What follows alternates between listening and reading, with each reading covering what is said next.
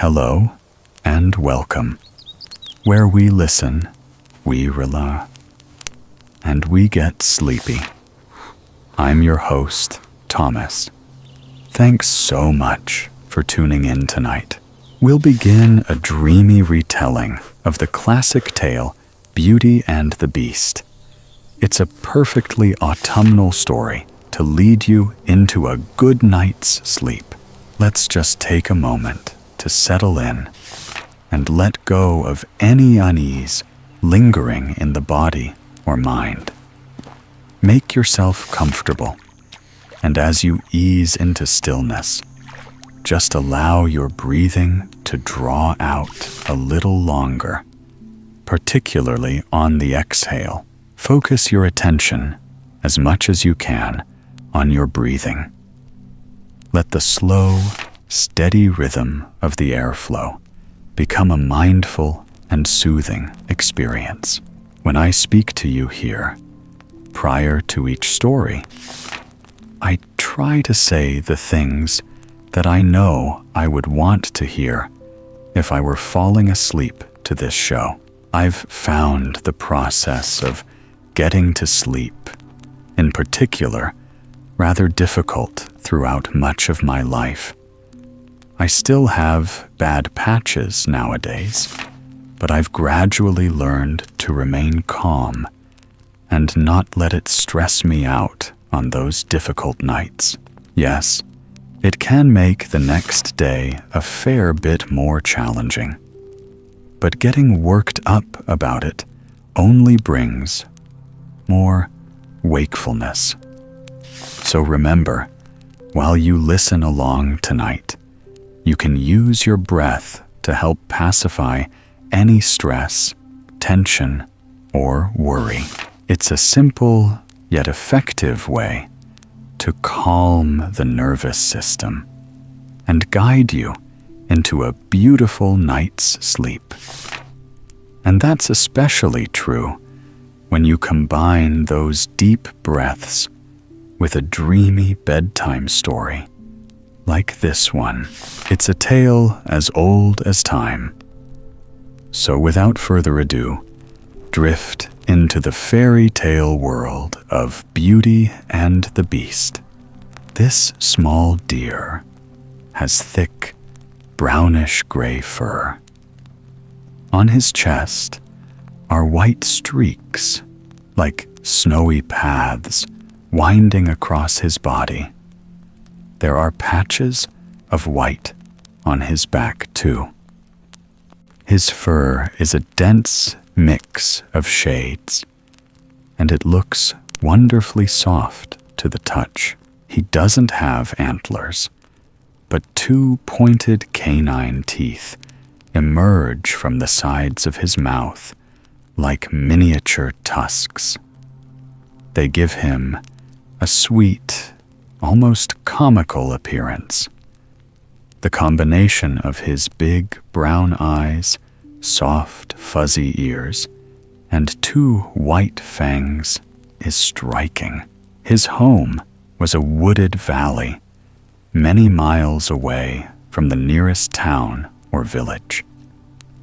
Like other musk deer, he was happiest alone in the wilderness, enjoying a peaceful existence in nature. He slept beneath the shade of towering firs, pines, yews, and cypresses. He fed on the mosses and lichen that covered the tree trunks, and the flowers that blossomed in the long grass of the meadow. He drank cool, fresh water from the river that flowed through the valley. The deer was young, on the cusp of adulthood, and beginning to feel curious about the wider world. What lay beyond this valley, he wondered. It was so difficult to imagine anything apart from the places he knew so well. Perhaps it was an endless stretch of unspoiled greenery flowing on towards the horizon. When he closed his eyes, he was only able to picture a landscape identical to this one, except for a few small differences. The trees would be taller or a darker shade of green. The moss would have new shapes or patterns as it grew on slightly altered tree trunks. But apart from these changes, the landscapes he dreamed of were almost exactly the same as the hills and woods where he had spent his youth. One evening, the deer woke up at twilight, which was his usual hour. Like the foxes, rabbits, and hawks that lived nearby, the deer was a crepuscular animal. This meant he was most active at dusk, preferring to eat and explore when the heat of the day had faded, but before the darkest part of night arrived. It was the time he felt at once relaxed and stimulated, at ease and at peace in his surroundings, yet also curious and ready to roam, no matter how many times he walked through the tall grass of the meadows or climbed to the verdant slopes of the valley. He never grew tired of exploring. But on this particular evening, something was different. There was a fragrance in the air, unlike anything he had ever smelled before. A rich yet subtle perfume, more aromatic than any flower. It was somehow both exotic and strangely familiar. Even though it didn't resemble anything he knew, there was something deeply comforting about it. The smell warmed him. When he closed his eyes for just a second, he was able to detect something from his childhood, like the musky scent of his mother's fur. It made him feel wistful, nostalgic, and loved. And then the aroma was lost in the wind, and he became aware of another, even more intense shade of scent. He breathed in deeply and let it envelop him. It was the smell of exotic fruits, flowers, or some kind of tree bark. It made him feel hopeful, excited, and loving. Just as he was beginning to identify yet another shade, the intoxicating scent vanished. He opened his eyes in confusion and looked around. Nothing had changed. He was in the same woodland grove, surrounded by familiar plants and trees, and he was alone. There was no other animal nearby, save for the chirping crickets in the long grass, who were surely not the source of this divine fragrance. The deer was mystified. Everything was the same, or so it seemed, except for the magical appearance and disappearance of the scent. Perhaps, he reflected, it had been carried by the breeze. It was calling him, beckoning him to follow and find the source. He got up and began walking through the woods, down towards the valley. As he ambled along, he continued to sniff the air, hoping to find a trace of the scent, but it had vanished completely. Just as the sun had disappeared beyond the horizon, the deer was enchanted by the memory of the scent. And just as he knew the sun would rise again, he felt sure that the magical aroma would return. He walked on through the night, eventually crossing the valley entirely. He now traveled further than he'd ever gone before. But he wasn't concerned. He was guided by memory and his conviction that the scent had come on an eastern wind. If he headed west, he might eventually find it. At one point, when the silver moon was high in the starry sky, perseverance was rewarded. He had stopped to drink from a stream. The current flowed so slowly, it hardly seemed to be moving at all. After sipping the cool, refreshing water, he let out a deep sigh of satisfaction. And as he did so, he caught a whiff of the beautifully mysterious fragrance again. Good. It was just as wonderful as he'd remembered. He closed his eyes and breathed in, wishing the scent could somehow permeate his entire being. He wanted to drink it in, just like the fresh water of the stream, and let it fill his body and soul. But after just a few heavenly seconds, it faded and disappeared. This time, the deer felt more hopeful. The fragrance had returned for a brief moment, which meant that he was on the right track. If he followed his instinct, walking west through the valley, he would surely find the source. As he continued his journey, passing through lush fields and ancient forests, he wondered where it might be coming from. He imagined a flower with gorgeous, bell-shaped petals, surrounded by tiny hummingbirds that came to drink the divine nectar. He imagined a tree as tall as a mountain, with a red, richly scented bark that spread its perfume across the forest. He imagined a single golden leaf shining in the darkness of a secret wood, retaining its magical aroma through the changing seasons. Whatever it was, he was sure it had to be one of the most beautiful creations in the universe. He would continue walking until he found it, no matter how long it took. The deer eventually reached the desert, a vast expanse of rolling sand dunes that stretched as far as the eye could see.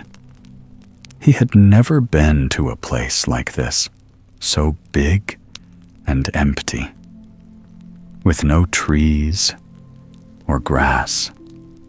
Its openness was strangely lovely.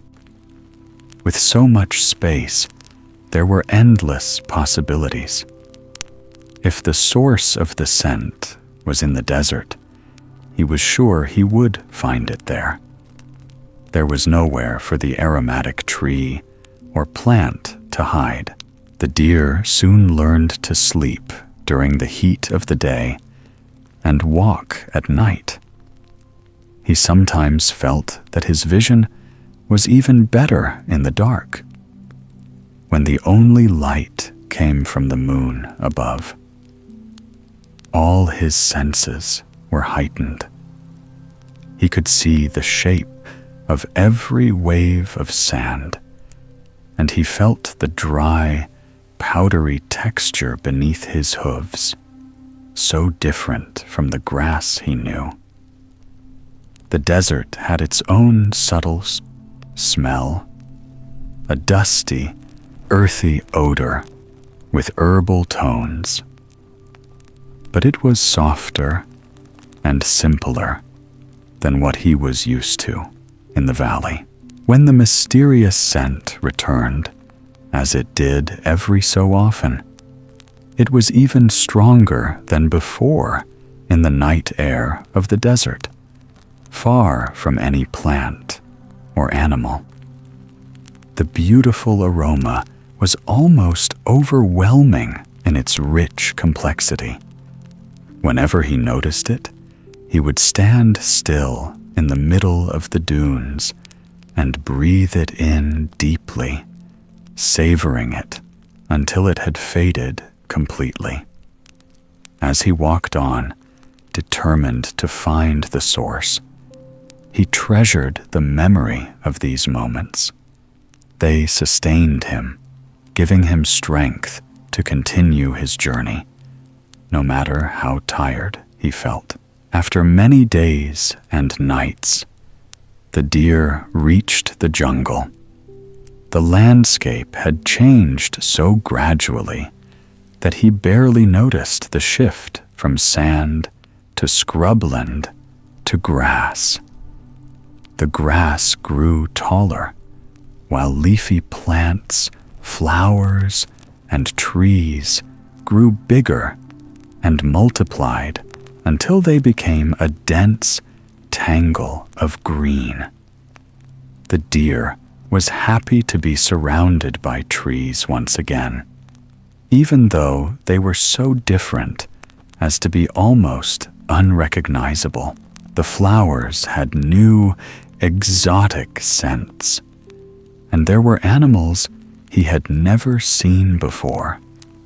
A black bear with a long snout and glossy fur, a majestic tiger with glowing amber eyes, a graceful elephant walking as if in slow motion, grazing on leaves and grass.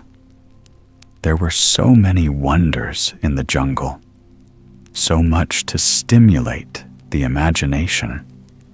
If he hadn't been so sleepy and so focused on his quest, the deer would have continued exploring.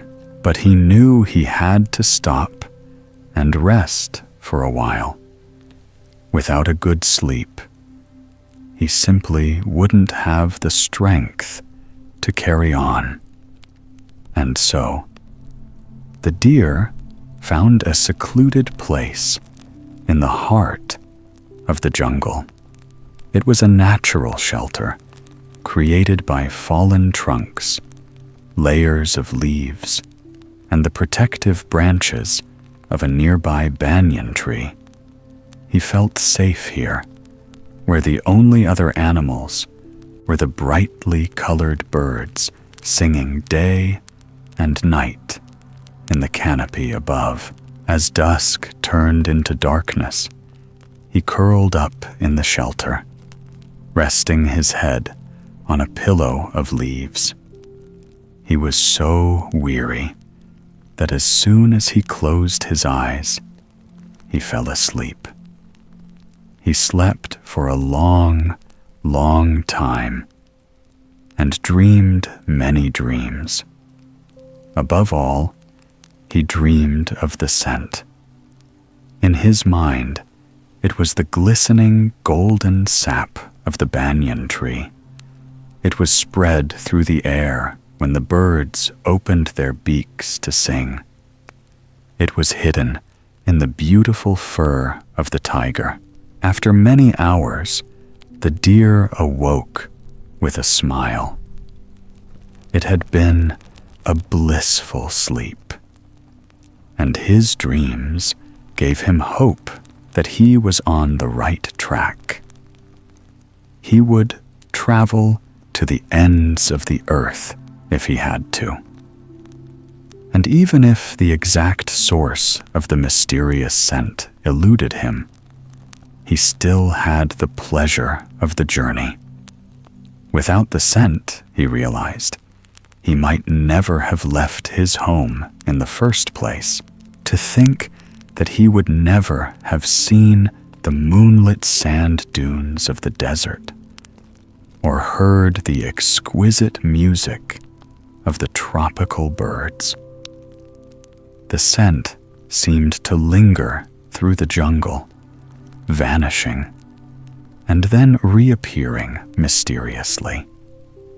There was no obvious pattern or reason. It seemed to have nothing to do with the time of day, his surroundings, or even the wind. He was beginning to doubt his initial belief that the fragrance was carried by the air currents, as sometimes he caught a hint of it in the perfect stillness of midday. In these moments, the aroma was just as strong as the first time he'd experienced it in the twilight breeze of his native valley.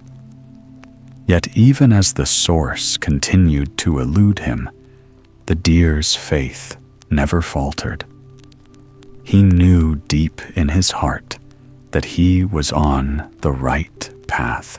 The trees of the jungle eventually thinned out, leading to open grassland and new and beautiful landscapes.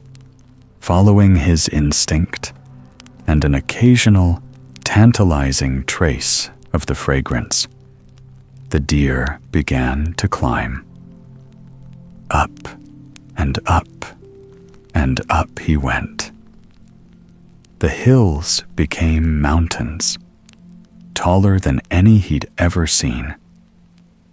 These were the awe-inspiring peaks of the Himalayas, which made the hills of his homeland look like tiny mounds by comparison. When he realized that the highest peak wasn't even visible, but hidden by swirling white clouds, the deer stopped to stare in wonder. In his wildest dreams, had he imagined such majestic beauty? Even the snow looked like something from another world, whiter than the moon. As he gazed at these mighty peaks, the scent returned. Although it seemed exotic and mysterious, the smell was starting to feel more familiar to him. When he breathed it in, it was like suddenly finding himself in the company of someone he knew and loved. No matter how far he traveled, he could still feel safe and secure. For those fleeting seconds that the scent was in his nose, he was at home. The deer was tired, but he wasn't daunted by the challenge of the climb. On and on, up and up. He walked slowly and carefully, picking his way along the rocky trails, stopping every now and then to admire the view. A magnificent panorama unfolded before him. An endless spread of golden rocks and snowy slopes turning purple as the sun set on the horizon. If he had known what wonders existed in the world, he would have made the journey just the same, even without the lure of the scent. One of the most beautiful discoveries he had made was that no two sunsets were alike. Each one was completely unique. He first noticed it when he thought about how the clouds and colors of the sky varied from desert to jungle, forest to mountain. There were times when the deer was so tired that he stayed in the same spot for more than one night. Even then, he noticed that every day the sunset felt unique. He saw how the light fell on the rocks slightly differently, or how the shades of color blended into each other in a new way. One time, The sun seemed to disappear in a matter of seconds, falling into the horizon like a piece of fruit dropping from a tree. On the next evening, it faded away gradually, sinking gracefully until the only thing that remained was a faint, lingering glow. When he returned to his home in the hills, the deer vowed that he would never take a single sunset for granted again. How strange, he thought, that traveling to the distant mountains had led to this realization. He was starting to feel a little homesick, too. He had been walking for so long that he could no longer remember how much time had passed. He couldn't even recall the season when he'd set off on his journey. And yet, he had no regrets. He was so sleepy and lost in thought that he began to gaze at the view without truly seeing it. In his trance, he didn't hear the footsteps approaching. He didn't see his new companion until they were standing side by side. She was a doe, a female musk deer. He was astonished, not just to see her, but to find how similar they looked. Her fur, her face, it was like staring at his own reflection in a pool. He opened his mouth to speak, but before he could utter a word, the doe spoke first. "That beautiful scent," she said. The deer was rendered speechless. He stared at her in wonder, and then sniffed the air. There it was, the fragrance that he had followed across the desert sands and through the narrow trails of the rainforest. For the first time since he had begun his climb up the mountains, the scent had returned. It was stronger than ever before. He closed his eyes and drank it in, feeling his chest swell with joy. He opened his mouth to ask the doe about the source of the divine scent, but then he stopped himself. The question seemed to vanish on his tongue. In that moment, he realized where the scent was coming from. It was his own. The deer closed his eyes and sank to the ground. He was suddenly overcome with fatigue, but also felt a strange kind of peace. It was almost unbelievable, but it made perfect sense. The mysterious smell had accompanied him everywhere because it was his own. Wherever he went in the world, the fragrance would follow, because it was part of him. When he at last felt able to speak, he took a deep breath and told the doe about his quest. By this time, dusk was turning into night. The sky was a radiant shade of dark blue, and the first stars were out, glittering over the white-capped mountains. When he'd finished telling his story, he was so tired that he could have fallen asleep then and there on the side of the mountain.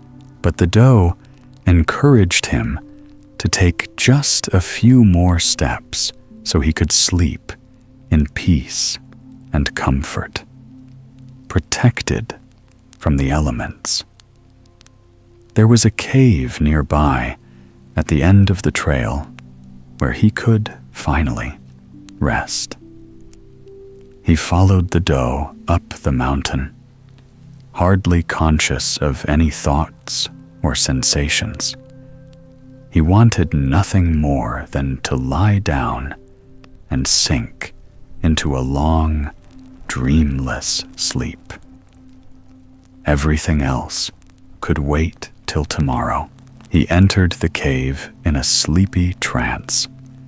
It was warm and comfortable, and for the first time in his long journey, he was not alone. These simple thoughts were enough to make him feel relaxed and ready to settle down for the night. He curled up on the bed of moss beside the doe. All he could see from here was the full moon shining beyond the entrance of the cave. All he could smell was the soft, earthy scent of the moss, and then the inevitable return of the beautiful fragrance. It was within him, and it would last forever. He smiled at the thought, then drifted into sleep on this most peaceful night of his long journey.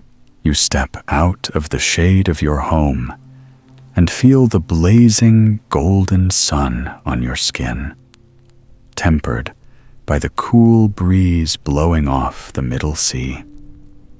The gentle ocean wind coming from the north tugs at the extra fabric of the tunic around your legs. Heading out of the yard, you let your hand run over the rough, sandy-colored bark of your favorite sycamore. It's a young tree, transplanted here recently. Like most of the buildings and most of the people, this year is 241 BCE, and the entire city of Alexandria is less than 100 years old. As you head down the hill, you duck in and out of the shade in the Egyptian quarter of town. Hints of the fishing village that stood on the place that became Alexandria are visible all around you. Catch glimpses of Egyptian lotus columns throughout this part of the city. The decorative sections at the top, called capitals, are carved into intricate and beautiful flower petal shapes. There's even the occasional old mud and brick home, or shed, tucked away among the modern truss-roofed Greek villas. This is your favorite part of the walk. You stop at a street corner and let the procession of a nobleman parade go by lazily. A train of impeccably robed servants passes by, with an important-looking man at the head, riding a beautiful Egyptian stallion. Glancing down the hill, you can see, between the gaps in the buildings, there over the blue-green sea stands the lighthouse of Alexandria. It was only finished recently, but it still takes your breath away. Everyone says it's the tallest building in the world, and you believe it. This incredible structure is more than 300 feet tall, from the base to the statue of the god on top. The morning sun glimmers off the limestone and granite, and smoke billows from the lantern room, guiding ships from every corner of the world. The building is monumental, embodying the beauty and power of modern civilization. All blockages and sheer faces of stone.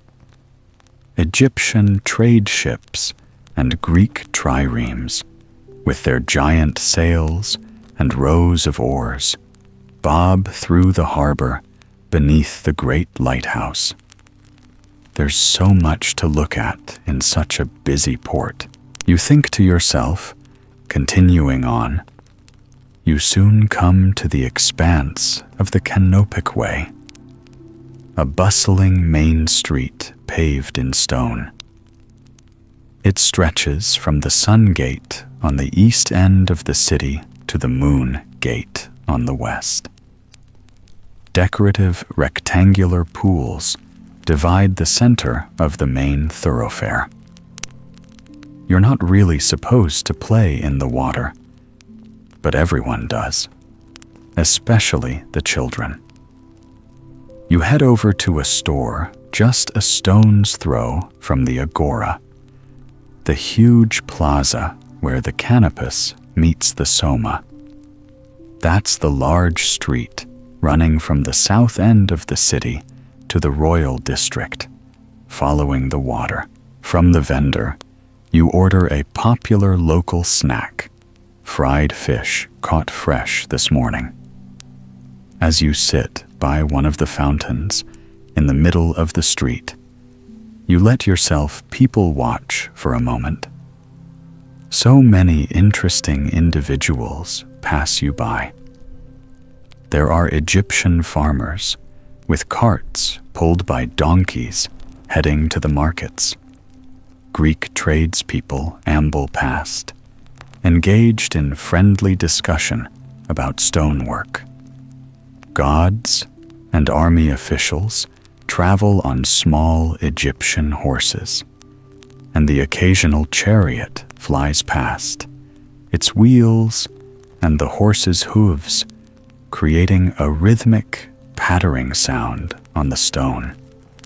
You close your eyes and let yourself fall into the lullaby of the city.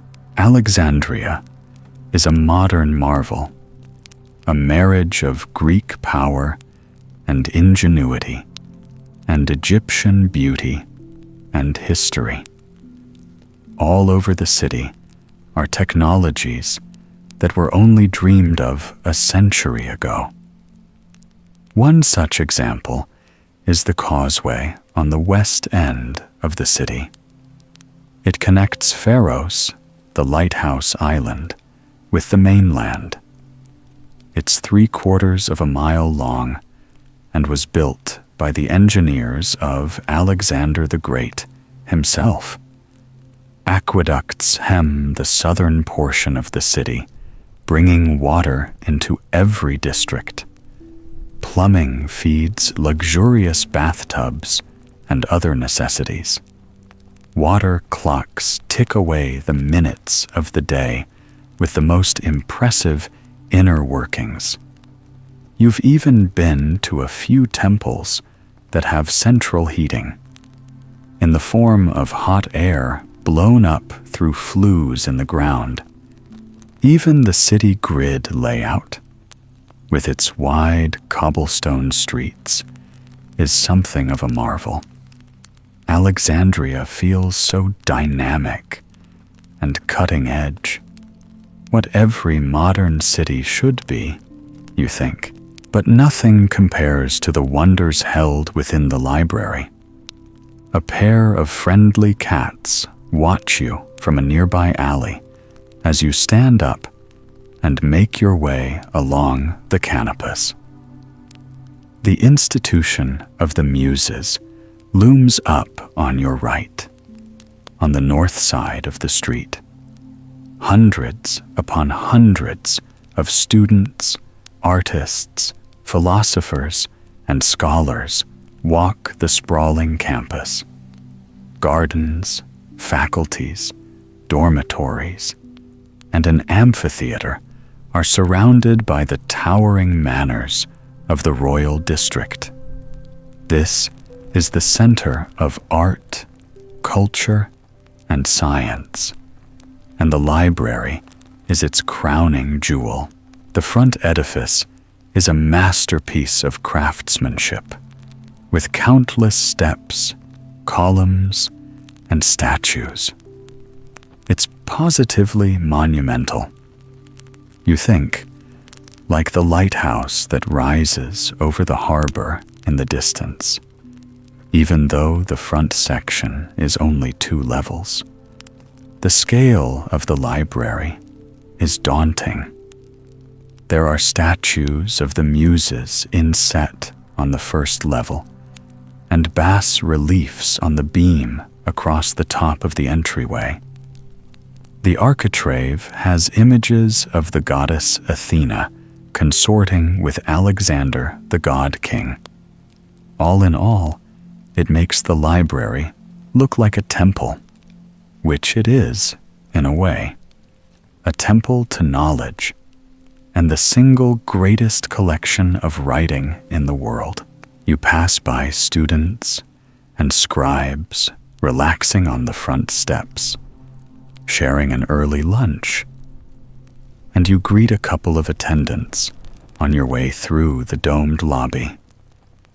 Every inch of the library tells a story, from the mosaic floors to the frescoes above.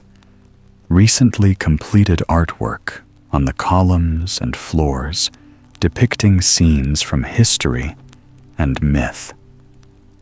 According to prophecy, Alexander was the son of the god Zeus Ammon. So there are many illustrations of him walking amongst the gods. You inquire after the head librarian with one of his workers and learn he's tutoring in the mathematics section. The sun shines through the rings of windows above, with the Muses posing in every arch beneath the dome over this section. The deeper you get into the library, the stronger the scent of papyrus. It's a familiar aroma of wood, earth, and hints of spice. You find it comforting, like walking through an exotic garden on a dry summer day. Scrolls of parchment, tied up and categorized, are piled on every shelf as far as the eye can see. Occasionally, a scribe or scholar will wander into a section, hands exploring the different tomes. They climb up ladders, tediously pushed back and forth by bored-looking attendants, before finding what they're after. The knowledge spans an impossible understanding of the world, lyric poetry to natural science, comedy, and medicine. You can't even pick your favorite section. There's something new to learn with every scroll. As you round the corner, you hear the sound of your leather sandals tapping across the stone. It echoes through the chamber, drawing a few glances. The mathematics section is relatively quiet today, likely due to the presence of the head librarian and his student. A boy sits at a table, looking a bit distracted. Papyrus scrolls, filled with writing about integers and irrational numbers, are spread out in front of him. He barely acknowledges your arrival as you look around for the head librarian, but you wouldn't expect anything different. He is, after all, the prince.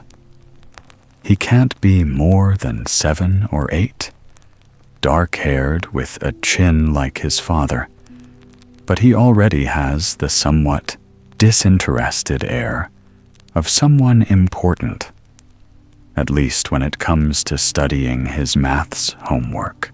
Before long, you see the head librarian, Eratosthenes, walk out from one of the rows, his arms overladen with scrolls. He has an excited look on his face. He is a famous polymath, a scholar with wide-ranging interests, from rhetoric to science to poetry. But he has a particular love for the study of mathematics.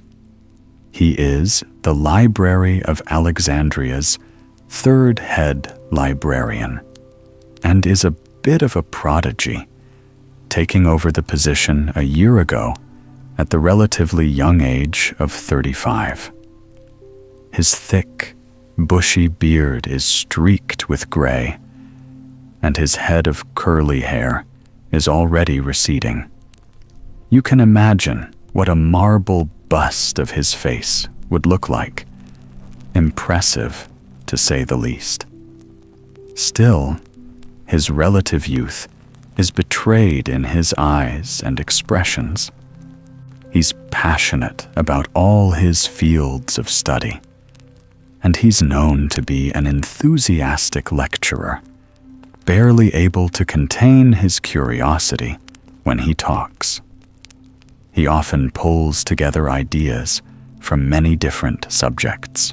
Poetry joins with mathematics. Comedies find their way into historical epics, and they all blend into a study of the stars. Seeing you waiting near the prince, he gestures for you to come over. Then he asks you to go and find his treatise on the circumference of the world. He speaks about it so casually, it's as if he were asking you to grab a spare pair of sandals. Luckily, you know exactly where it is, down the hall where scribes are busily working on transcriptions. Your footsteps are muted by the piles and stacks of empty papyrus. A couple of younger library attendants are busy gluing together lengths of papyrus.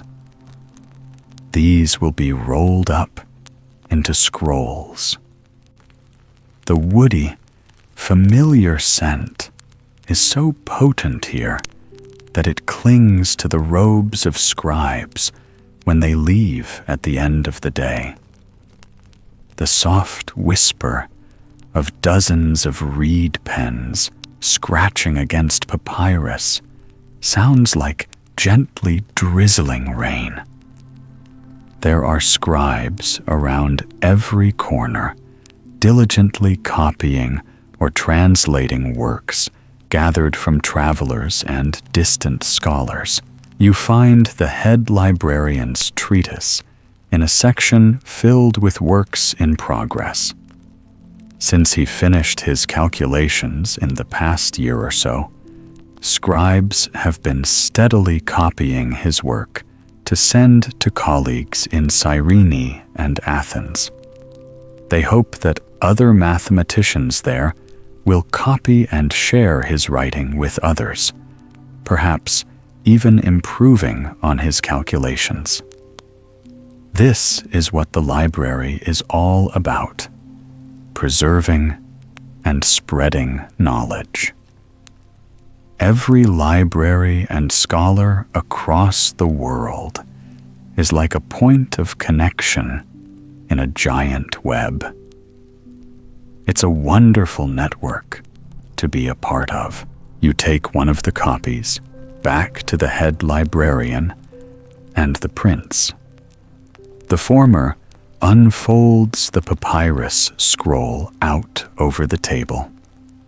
Your eyes mirror his. They show a hungry excitement, understanding that the knowledge of the world is at your fingertips. He reads the first section of his work out loud.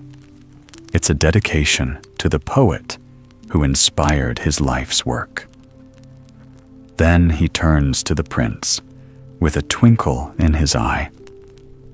With enough data from any observable source, you can understand anything, he says. He smiles at the young leader, hoping he too will pick up some enthusiasm for mathematical pursuits, like many students might do. The prince merely sighs. The scholar calls his impressive study Geographica, the nature and relative arrangement of places and physical features. It is not the first time the word has been used, but he's the first one to apply it so powerfully. The head librarian explains how he used the reports of bematists to inform his study. Those are the people who are trained to count their steps accurately between one place and another in order to measure distance. Their work is often used for the sake of taxation and agricultural development. But, he says, a scholar looks for knowledge of the world wherever they can find it, be it in the writings of poets or the scribbles of bureaucrats. He used these surveys alongside the position of the sun in what he calls meridians. Those are the lines that lay across Gaia, the world, from north to south. They are based on the position of the sun at its highest point.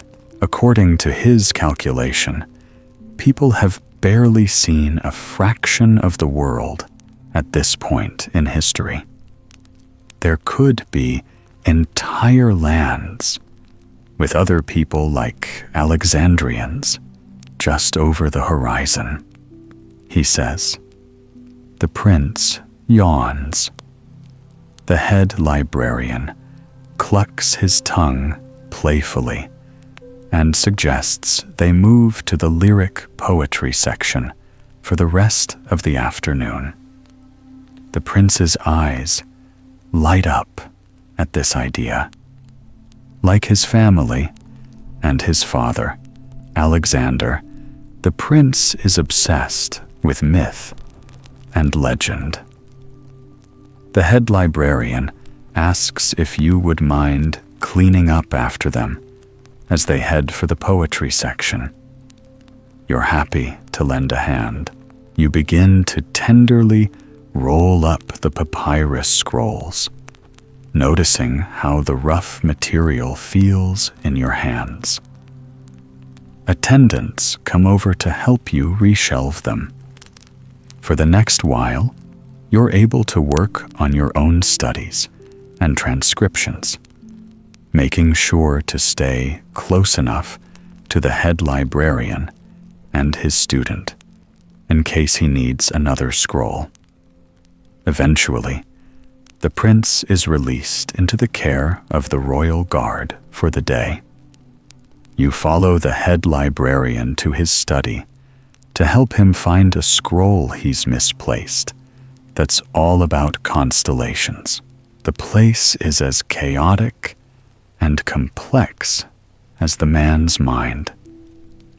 You search through scrolls filled with translations of Egyptian sailors' narratives, as well as commentaries on Homeric tales.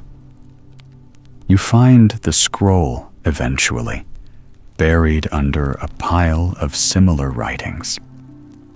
He uses a small mechanical device of his own invention to prop the scroll open. The device is a marvel, as it's also a model of celestial objects. Concentric bronze rings are connected through intricate mechanisms to simulate the movement of stars, with Gaia at its center. For a moment, you admire his handiwork, thinking of how the stars appear to move in great arcs across the midnight sky. He smiles and thanks you for your help today. And so you leave him in his study, turning to glance back before you go. You see him running his hands over the scroll, muttering to himself about the procession of the world's movements through the ether. Walking back into the main halls of the library, you see that the chariot of the sun is sailing across the sky. This late in the day, the light is glancing through the westerly windows, hanging over Alexandria's gate of the sunset, bathing the library in gentle golds and oranges. You bundle the scrolls you were working with today so they can be retrieved again tomorrow, and you leave them with an attendant on the steps outside. A group of students and scholars are gathered together. You spot one of your friends, a student of philosophy from the sandy city of Memphis. He tells you there's a visiting cynic philosopher who promises the path to mental clarity and understanding. You politely decline. The skies are clear, so it will be a good night to see the stars. You bid your friend goodbye and head north, in the direction of the water. Down by the water's edge, you glance up at the lighthouse as you step onto the causeway leading over to the island. You like to come here and think about the nature of the world as the sun sets, with the waves washing gently against the rocky coast nearby. The distant light of the setting sun bangs on the horizon as it slips into the realm of darkness.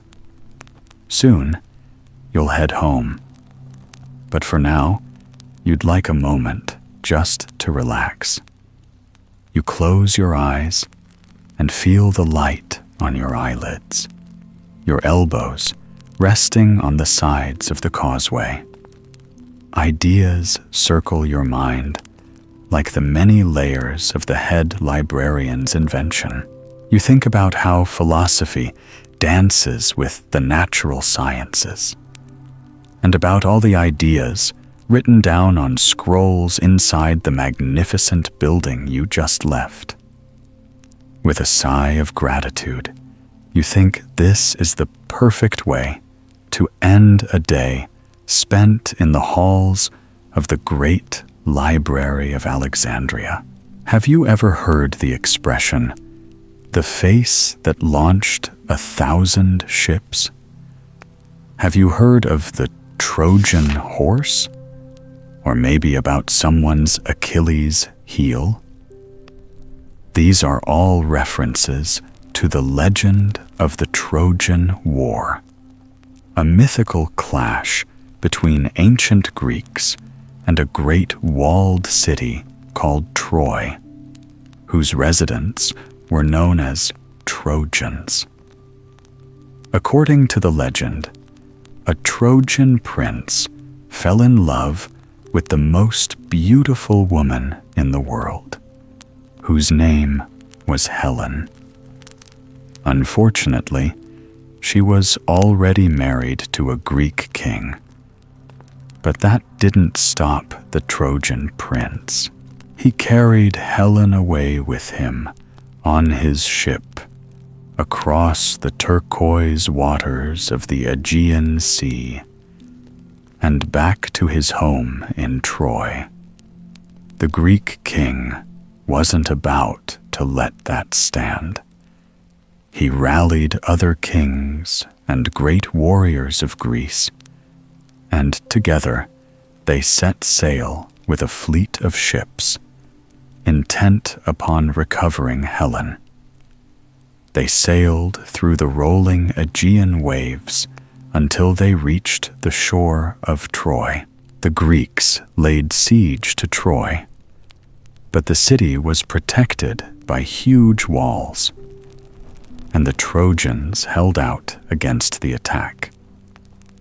The battles raged in and out of years, and the siege went on for a decade. Still, no winner emerged from the fray. The Greeks could not take the city, and the Trojans could not throw off their attackers from across the sea. The war was a stalemate, that is, until the Greeks employed a theatrical ruse.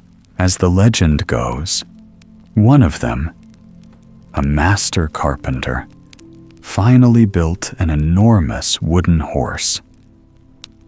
This huge horse statue was not made of solid wood. However, it was hollow inside, and there was a good reason why it was hollow. The wooden horse the Greek carpenter made was so big that people could actually ride inside of it, and that was just what the Greek warriors intended to do with the horse. Complete, the Greeks made a great show of abandoning their camp and sailing their ships away. They didn't actually head back across the sea, though. Instead, the fleet hid behind an island just offshore. They left behind one man who was charged with convincing the Trojans to bring this enormous wooden horse inside the city walls. The leaders of Troy examined the horse and hesitated over it. Some of them favored destroying it, and the Trojan king's misunderstood daughter, who could see the future, gave dire warnings about its danger. But the group didn't listen to the warnings. After a time, the lone Greek was able to convince the Trojans to keep the horse as a gift for the goddess of war. And that was their downfall.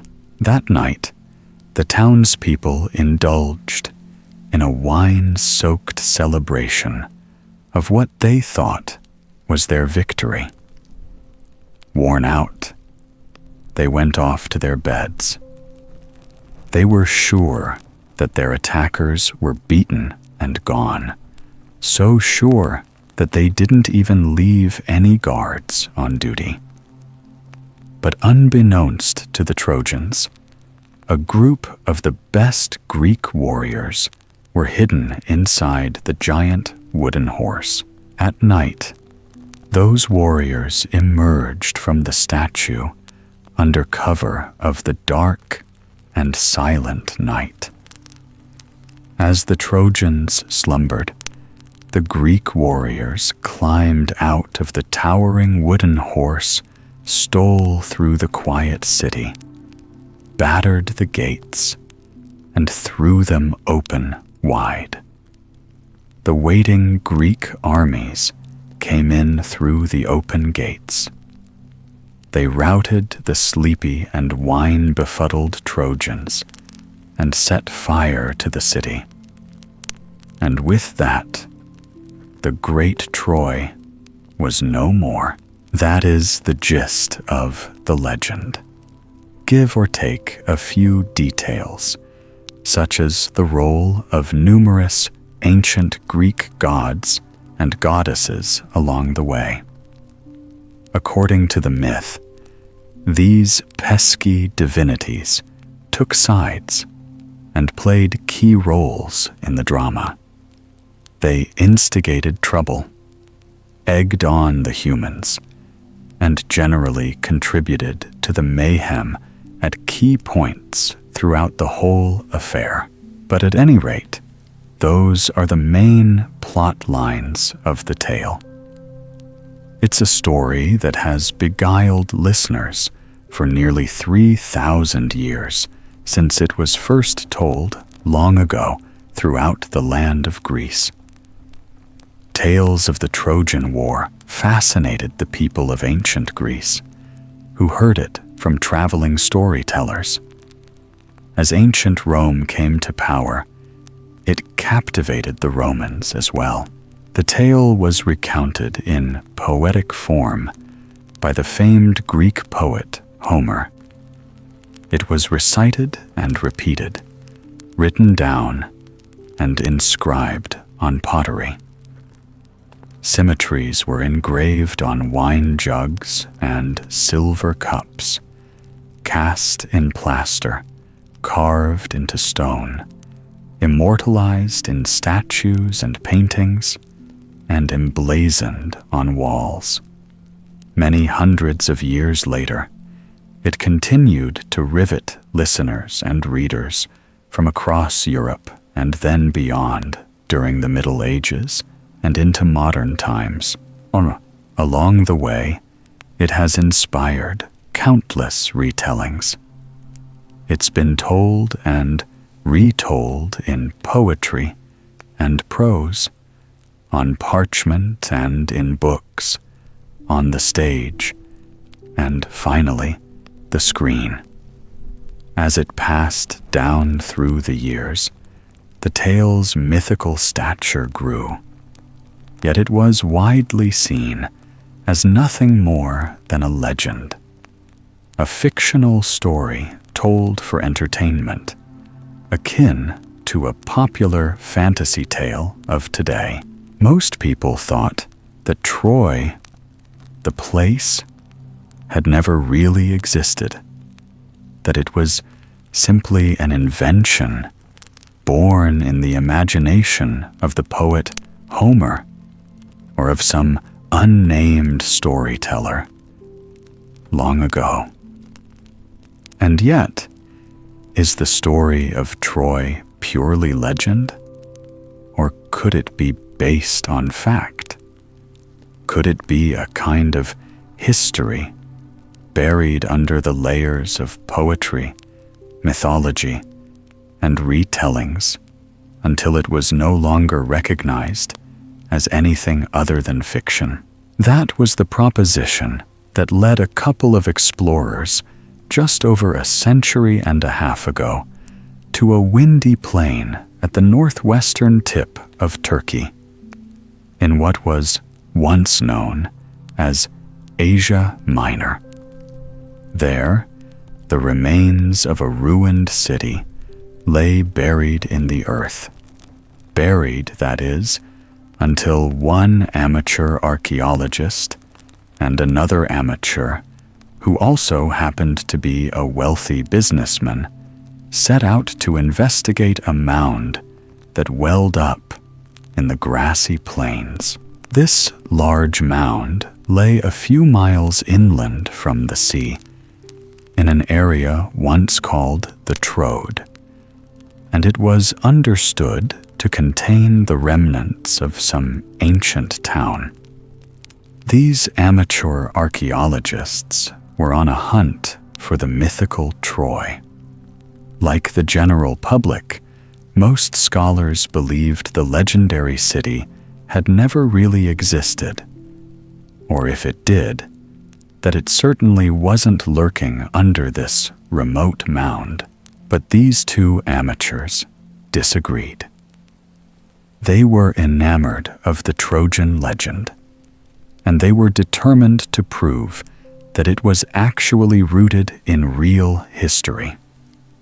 They believed that the mound was in just the right spot to hide what they were seeking.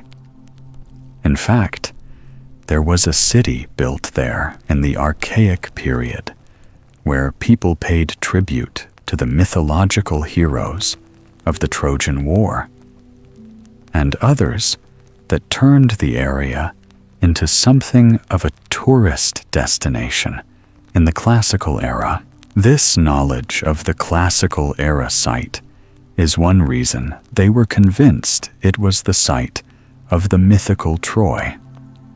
So it was that they came to this Turkish plain prepared to dig deep into the grassy earth. Eagerly, they dug a giant trench straight down through the hilly mound. There, in the millennia of dirt and debris, they found the remains of a city and fortress from long, long ago. They also found earrings, bracelets, diadems, and thousands of rings, all made of solid gold, plus rich objects of silver, bronze, and precious lapis lazuli stones.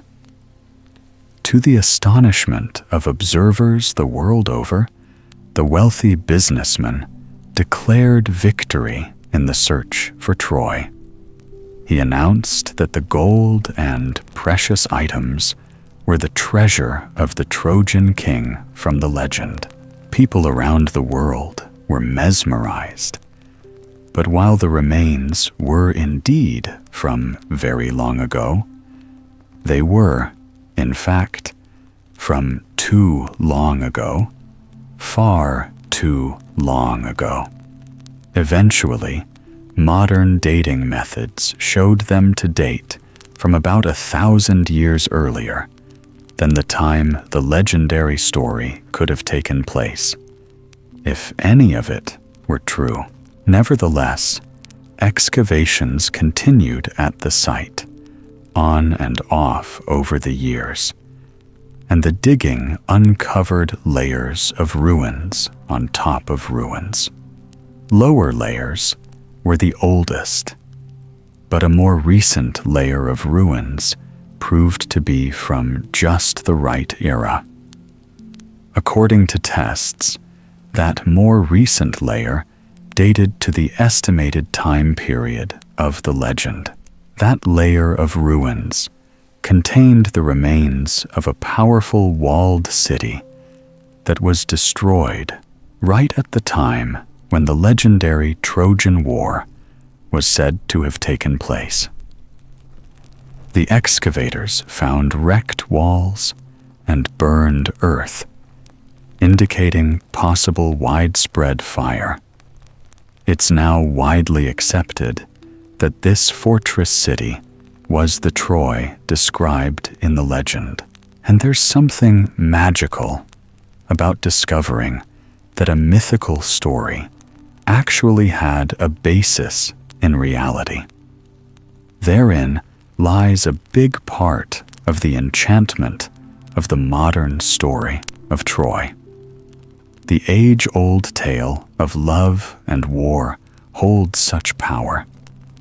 It captured imaginations for thousands of years, and it was enthralling to discover that the city, so long thought to be no more real than a fairy tale, truly existed.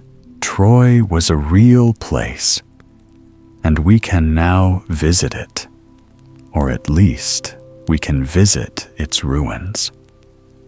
The remains of those long-lost walls, revealed at last from under the Turkish dust, can be studied for clues to its true story. But the question remains: how much of the rest of the legend was based in reality? If any, did the Trojan War itself really take place? If so, was a beautiful woman involved? And was she named Helen? Did a wooden horse seal the city's fate? At least for now, we just don't know. It's believed there was a war that happened, based on archaeological findings, but many unanswered questions still linger. True scientific inquiry is nothing less than the pursuit of truth. And in that endeavor, little is ever simple or certain. And so it is with the search for the truth of the Trojan story. Scholars aren't certain what calamity flattened the Trojan city. The legend claims it was an attack by Greek troops, and that it was they who set a fire that scorched the earth. But there is also evidence indicating an earthquake may have destroyed the city at that time. In fact, earthquakes seem to have leveled settlements at the location many times over the millennia. Still, there are tantalizing clues buried in the evidence that's been uncovered so far.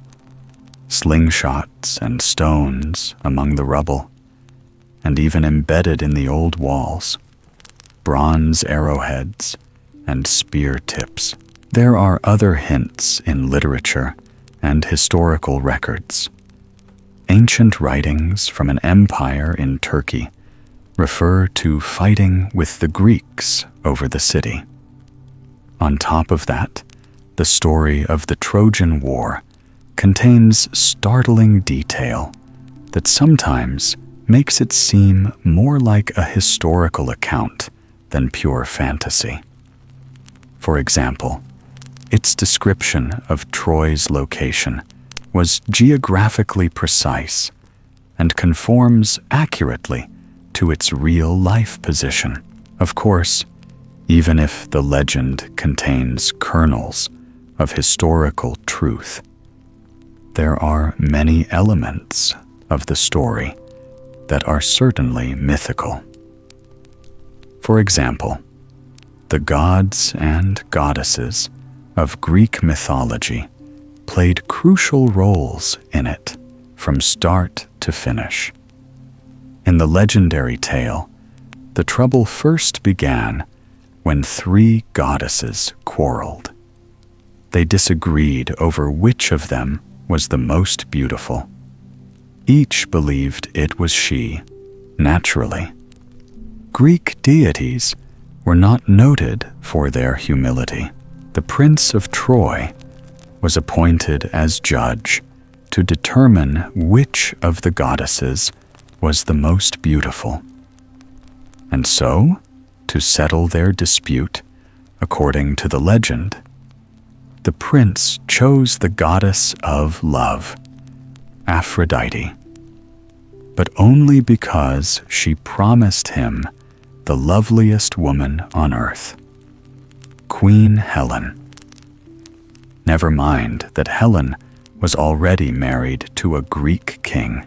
Then, when the Greeks sailed off to recover the queen, the legend states that various gods and goddesses championed the Trojans, and others supported the Greeks during the long years of the battle. What's more, the story declared that one of the best Greek warriors was the son of a sea goddess. If it seems surprising that a goddess should have a mortal son, it's important to know that in Greek mythology, deities were said to regularly have romantic attachments to humans. And so the sea goddess had married a mortal man, and the pair had a son named Achilles. It's this legendary warrior Achilles who gave his name to the term Achilles' heel, and to the Achilles tendon in your ankle. And here's why. According to legend, the warrior's goddess mother wanted to protect him from harm. So when he was just a baby, she dipped him into a divine river whose waters would make him invincible. The only trouble was that she held her baby by his heel when she dipped him in, and so his heel wasn't submerged in the divine waters. This left him with one weak spot, and it was this that ultimately led to his death during the Trojan War. Still, up to that point, Achilles was untouchable in battle, until the Trojan prince at last found his weakness. Then the prince felled Achilles with an arrow to the heel. And that is why, to this day, we refer to a person's weakness as their Achilles heel. The roles of the gods and goddesses, and the story of Achilles and his vulnerable heel are just a few parts of the legend that we can surmise are more myth than history. Despite those embellishments of the story, scholars are working to this day to identify what else in the legend may be essentially true. Carefully, slowly, they are extracting the secrets of Troy, artifact by artifact. And with time, perhaps more evidence will come to light. But for now, we must continue to wonder. There really was a great war in which Greek attackers leveled the famed city. At a minimum, we can't rule that out, which leads us to ponder another question. If there was such a war, what was its cause? Was there also a Helen of Troy, whose face launched the Greek ships, as in the famous quotation?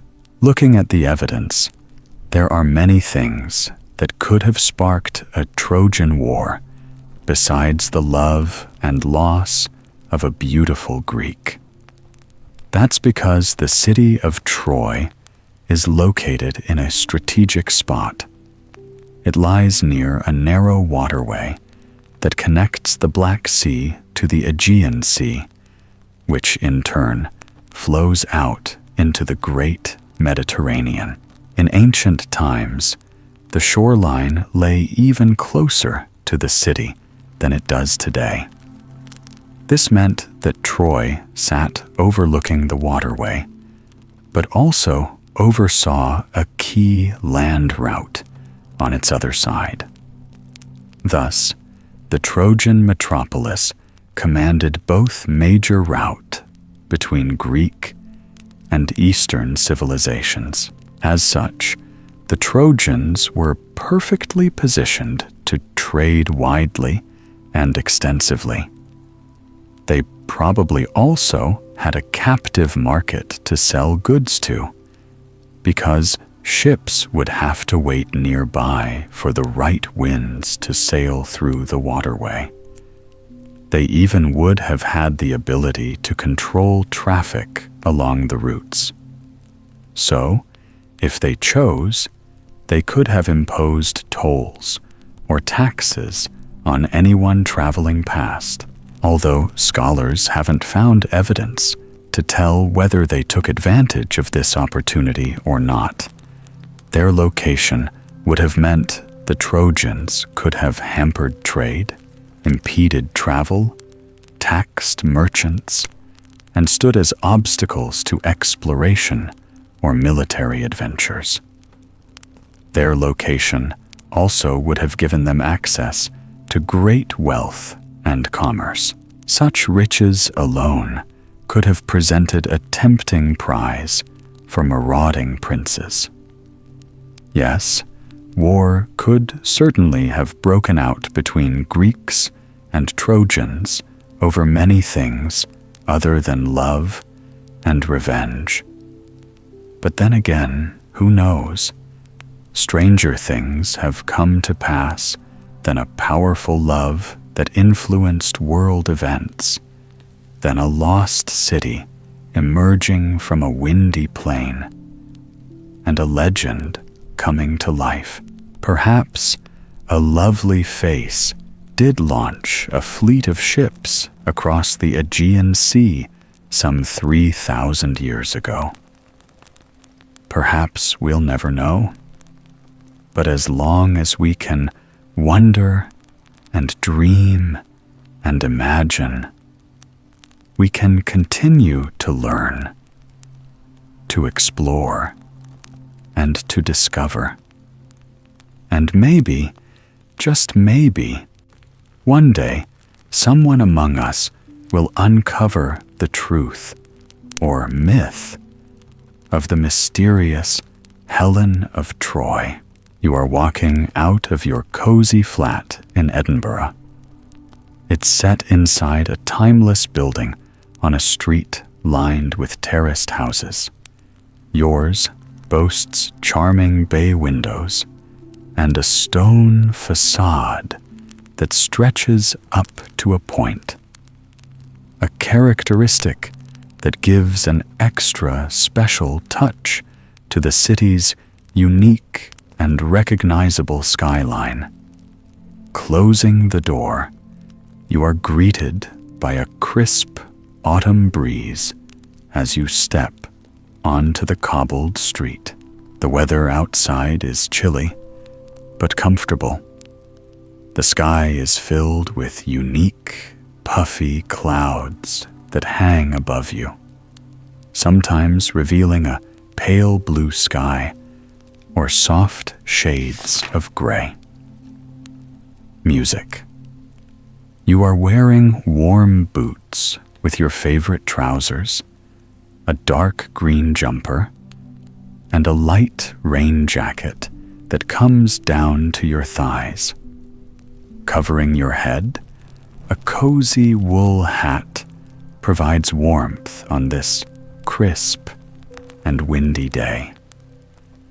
You also have a tote vowel with a book and an umbrella just in case it rains.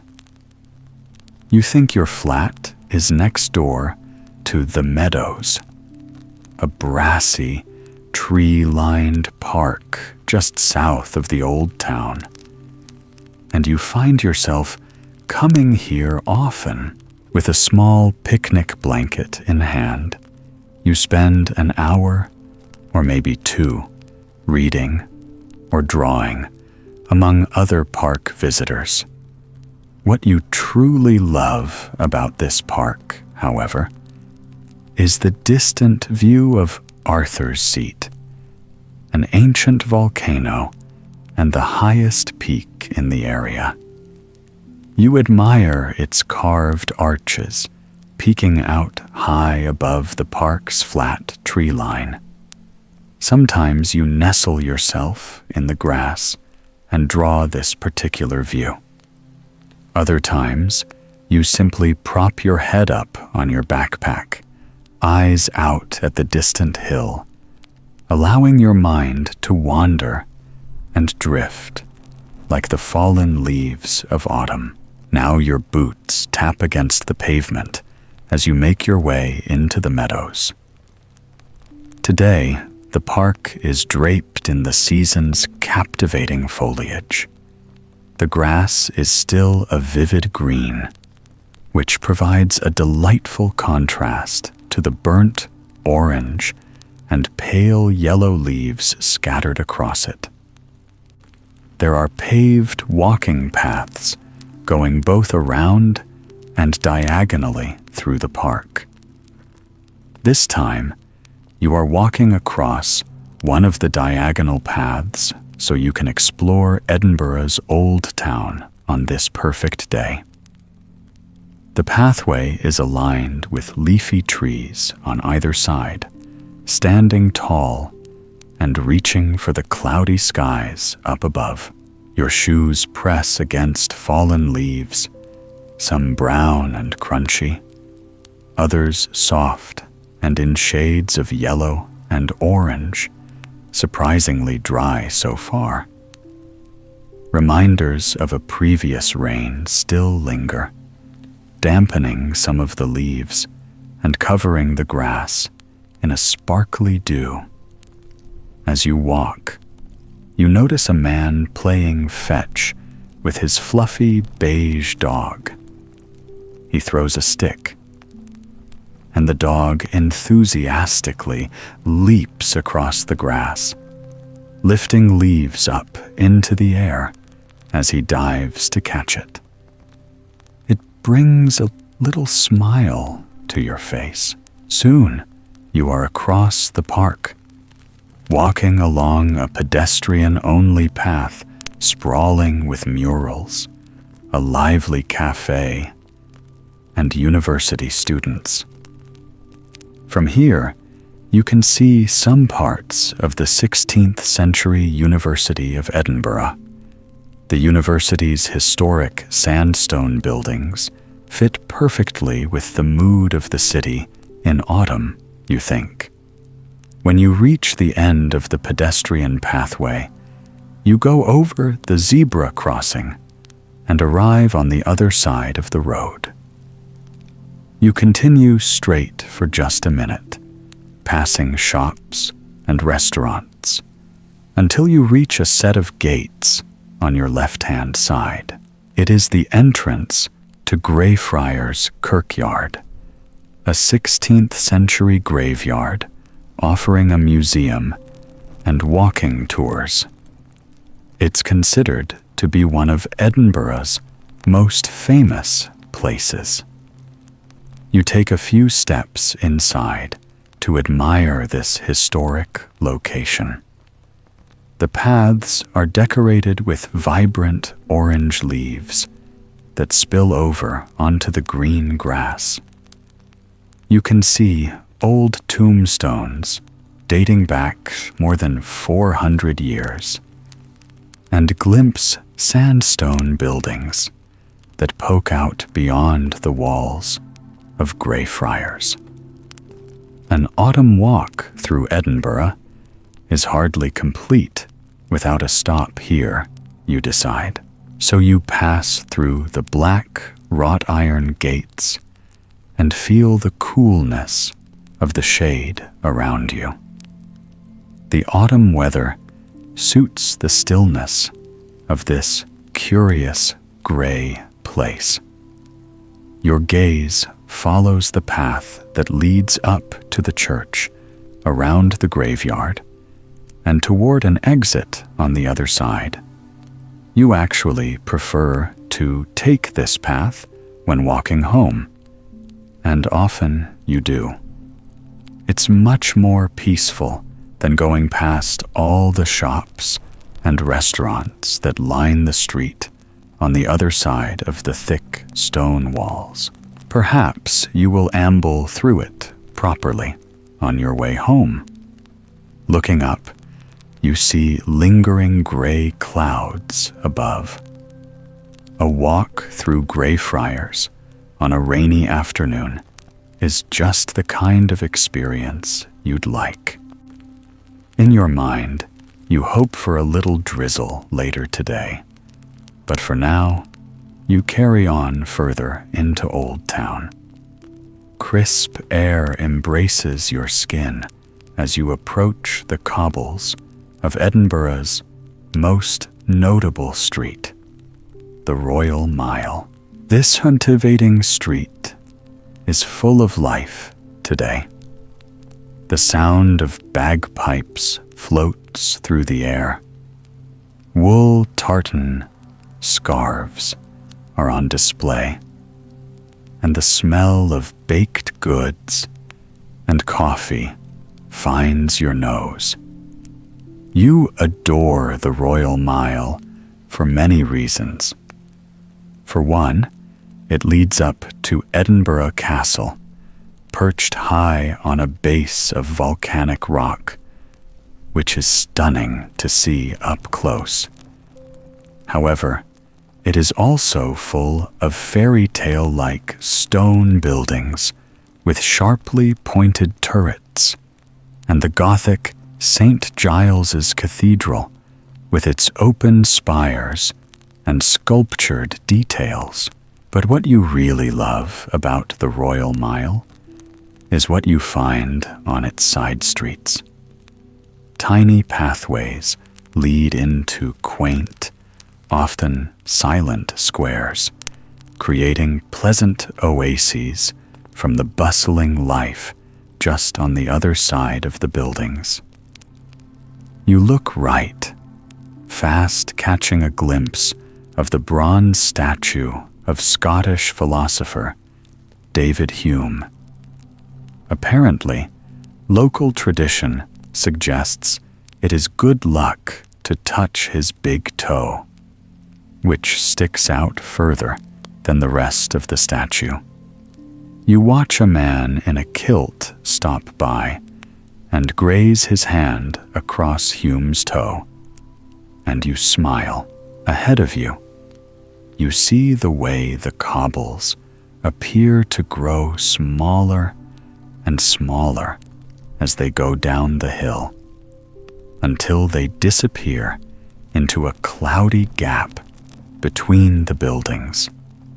You could follow that path, where the buildings seem to grow older and more historic, until you reach the prestigious Palace of Holyrood House with its powerful history and antique relics.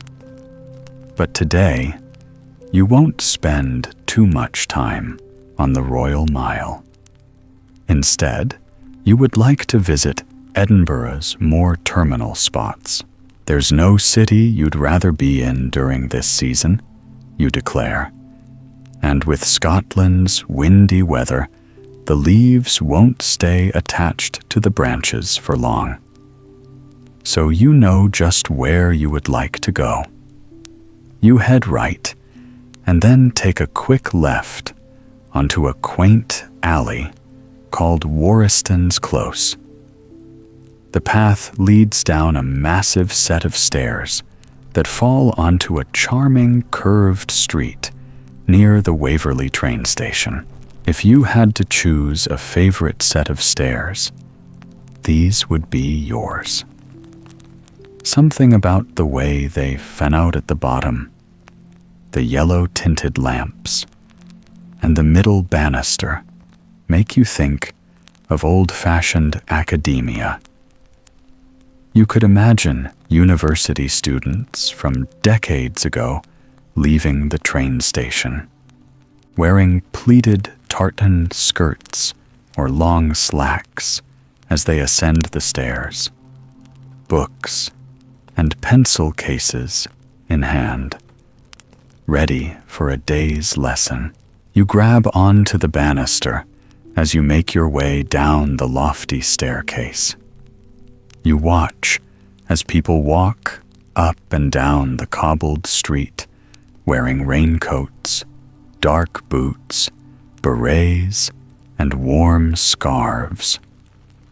Once you're at the bottom of the stairs, you are situated in front of one of your favorite coffee shops in the city.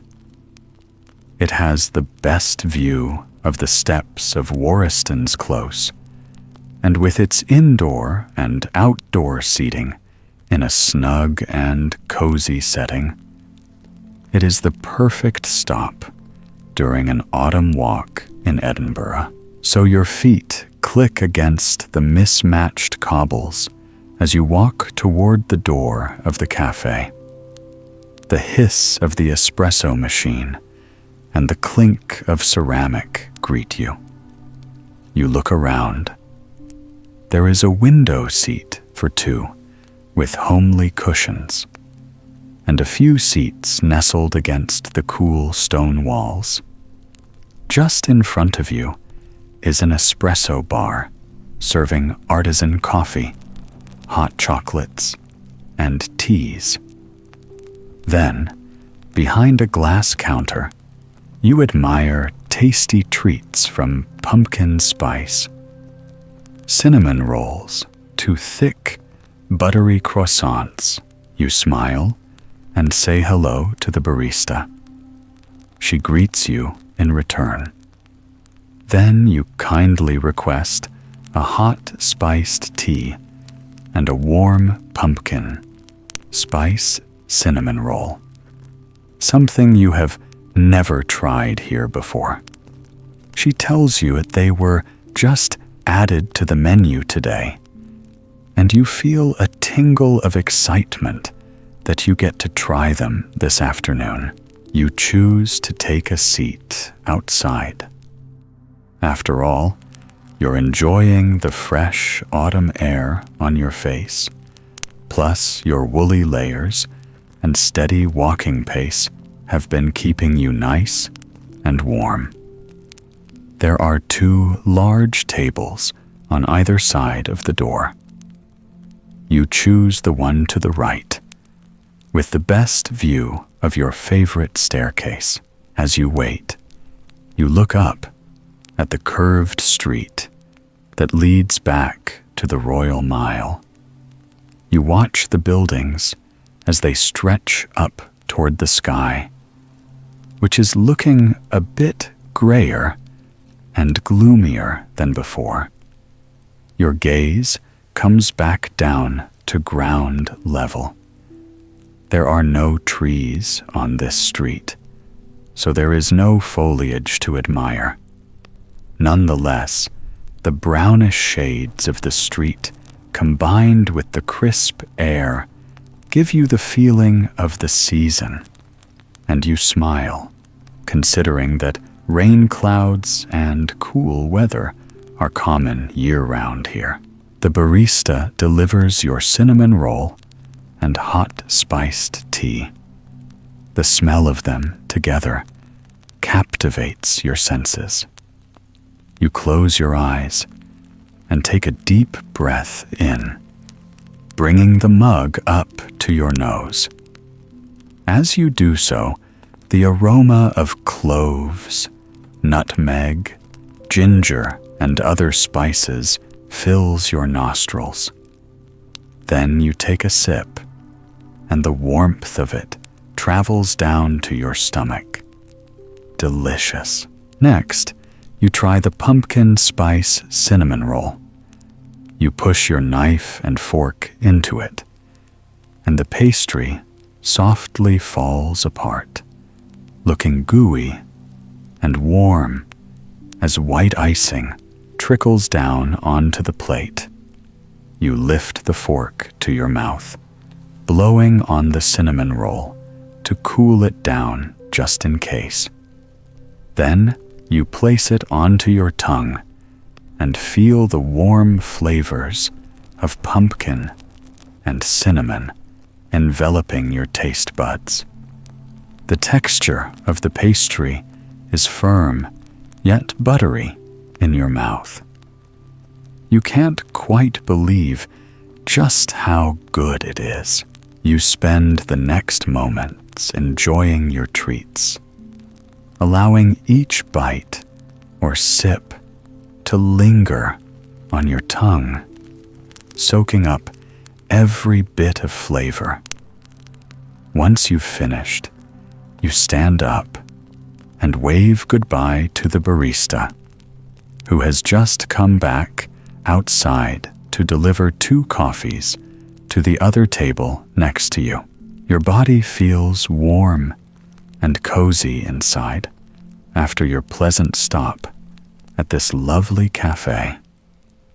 Edinburgh's crisp air dances around your skin along the edges of your knitted jumper as you take a left down Prince's Street Gardens. But soon you pause, looking out toward Edinburgh Waverley Station, with the park just across the road. For a moment, you watch the world go by. All around you, you see pairs of people following the steps down into the station, while solo travelers and business people emerge holding coffee cups and newspapers. Then you notice a young man carrying a delicate bouquet of sweet alyssum. Soft shades of dainty pink, white, and green intertwine beautifully together. He holds the stems out in front of him, careful to keep them just as nice as they were when he bought them. You watch him pull out his phone and smile as his eyes read over a text message. You imagine who the flowers are for and whether it's a special anniversary or just a second or third date. You smile at the thought of it. Then he happily waltzes up the cobbled street, and you drift away toward the gardens. You go straight past the train station until you reach a set of stairs. Your stomach fills with happy butterflies at the view in front of you. In this moment, Edinburgh feels like it has been pulled from a storybook set in the heart of autumn. The white concrete stairs are dressed in pumpkin orange leaves. They are scattered generously around, but seem to congregate along the sides of the stairs. In the middle is a long black railing with matching street lamps in between. Here, the trees are barer than the ones in the meadows, so you admire the patterns of their branches. Further out, you can see thick, bright yellow, orange, and red trees dotting the park. But best of all, you have a splendid view of the grand volcanic rock and Edinburgh Castle, which consume much of the impressive gray skyline. The stunning panorama makes you feel very glad to have taken such a wonderful walk on a magical day like today. You glide your fingertips along the handrail, which points to a paved footpath that wraps around the park. From here, you're able to take in more of your surroundings. Dark green shrubbery, the bright green of Scottish grass covered with mounds of fallen leaves, and piles of leaves awaiting someone to jump into them, you think with a smile. Then you notice a tiny drop of rain fall from the sky and splatter on your jacket. You are wearing a light raincoat today, and the droplet glides off your sleeve, plummeting onto the pavement. It's a good thing you remembered to bring your umbrella with you, but you decide a couple of drops here and there don't warrant bringing it out just yet. This is Scotland, after all. You are no stranger to rain here, so for now, you carry on toward the majestic Ross Fountain, with its cast iron display. The castle hill slowly reveals more of itself as you walk. Droplets tap sporadically against your jacket, yet you aren't bothered. You look around and notice one or two umbrellas carried by other people going through the park today, but most are proudly meandering with just their coats to protect them from the drizzle. Besides, there is beauty in the rain. This is evident in the vibrant green grass that covers Edinburgh, and the way the city looks majestic on a gray day. The rain suits this pace, you decide. This thought sends a tingle of happiness through your body as your feet move rhythmically across the damp pavement. Soon, the rain grows heavier, and you reluctantly decide to use your umbrella, a clear bubble with a classic dome design. You love the style of it and the way you can still see the sky above.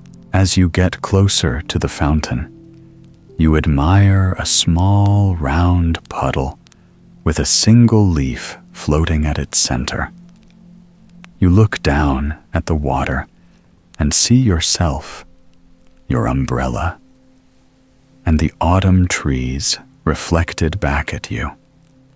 For a moment, you gaze at this calm reflection before carrying on. After a short while, you reach the fountain. You cherish this spot, as it is so unbelievably gorgeous. The fountain is turquoise and gold and made of cast iron. At the base of the fountain, there are charming mermaids, walruses, lion heads, and even cherubs. As the eye travels up to the top, there are 4 female figures designed to represent science, arts, poetry, and industry. What makes this spot all the more special is how spectacular it looks, with Edinburgh Castle perched so proudly at the top of the volcanic rock. It makes you appreciate this city. You breathe deeply. There truly is no place like Edinburgh, you think, as the rain continues to drizzle, drumming against your umbrella. You decide to retreat to a pub. You follow the footpath toward the park exit and make your way to one of the coziest pubs in Edinburgh. Once inside, you're greeted by the warmth of a fireplace and the sound of folk musicians seated in a circle. You hear the familiar tones of flutes and fiddles and admire the backdrop of stained glass windows and quaint yellow lights. The welcoming environment lures you deeper into the pub. You order something warm to drink, nestle yourself into a tartan-covered booth near the fire, and relax to the music. Perhaps you will pull your book out of your tote bag and read as you enjoy the captivating ambience, a perfect retreat from the crisp, watery drizzle outside. Music. But for now, you sit back, listen, and let it all sink in. It has been a wonderful day for an autumn walk in Edinburgh. Of this, you are sure. Music. Imagine yourself sitting on a bus in London on a damp autumn afternoon. You've found a seat on the top deck at the front, so you're surrounded by windows. It feels a little like flying, slowly gliding through the streets of the city, past distinguished white buildings and the sensationally red leaves of the plane trees. It's cool outside and raining lightly on and off, the typical drizzle of an English autumn, but the bus is warm and cozy with all the heaters on. This difference in temperature makes the glass steam up every now and then. You brush your hand against the window next to you, clearing the moisture so you have a better view. You're in a relaxed, dreamy mood. All you want to do is watch the world go by, enjoying every detail, from the street signs to the pigeons perched along the window ledges. Your gaze drifts down to the people walking in the street below, covered up with coats and umbrellas. And then you look up again to the scenery right beside you. Because you're on the upper deck of the bus, you're at the same level as the second-floor windows of the buildings on the street. When the bus is moving slowly or stopped at a traffic light, you can see inside offices, hotel rooms, and even people's living rooms. Few of the windows offer homey scenes. The bus slows down, stops at a red light. You clear the condensation from the glass with your fingers, creating a clear circle in the window, and peer through. You now have the perfect view into the window of a cozy flat, where you can see a study lined with bookshelves. A tall standing lamp is switched on, as well as a couple of smaller table lamps, which shine with a warm yellow light. you see an elderly man sitting at a desk, deeply absorbed in his work, with a mug of tea or coffee next to him. He is leaning over the pages of a large book, his index finger following the lines of text as he reads. There are some pictures on the wall behind him, a portrait of a woman, and what looks like a print of an old map. But then you feel the engine of the bus rumble into action as the light turns green. You're off again, leaving the man and his study behind. You love getting these little glimpses into people's lives. They're like portals into other worlds, revealed for just a few fleeting seconds. Music. Late afternoon is the perfect time to gaze through windows. Too early for people to close their curtains, but the fading daylight means that all the lights are switched on, so the rooms are illuminated. The bus soon halts again. It's stuck in a bit of traffic, and you gaze through another window to find a young woman playing the harp.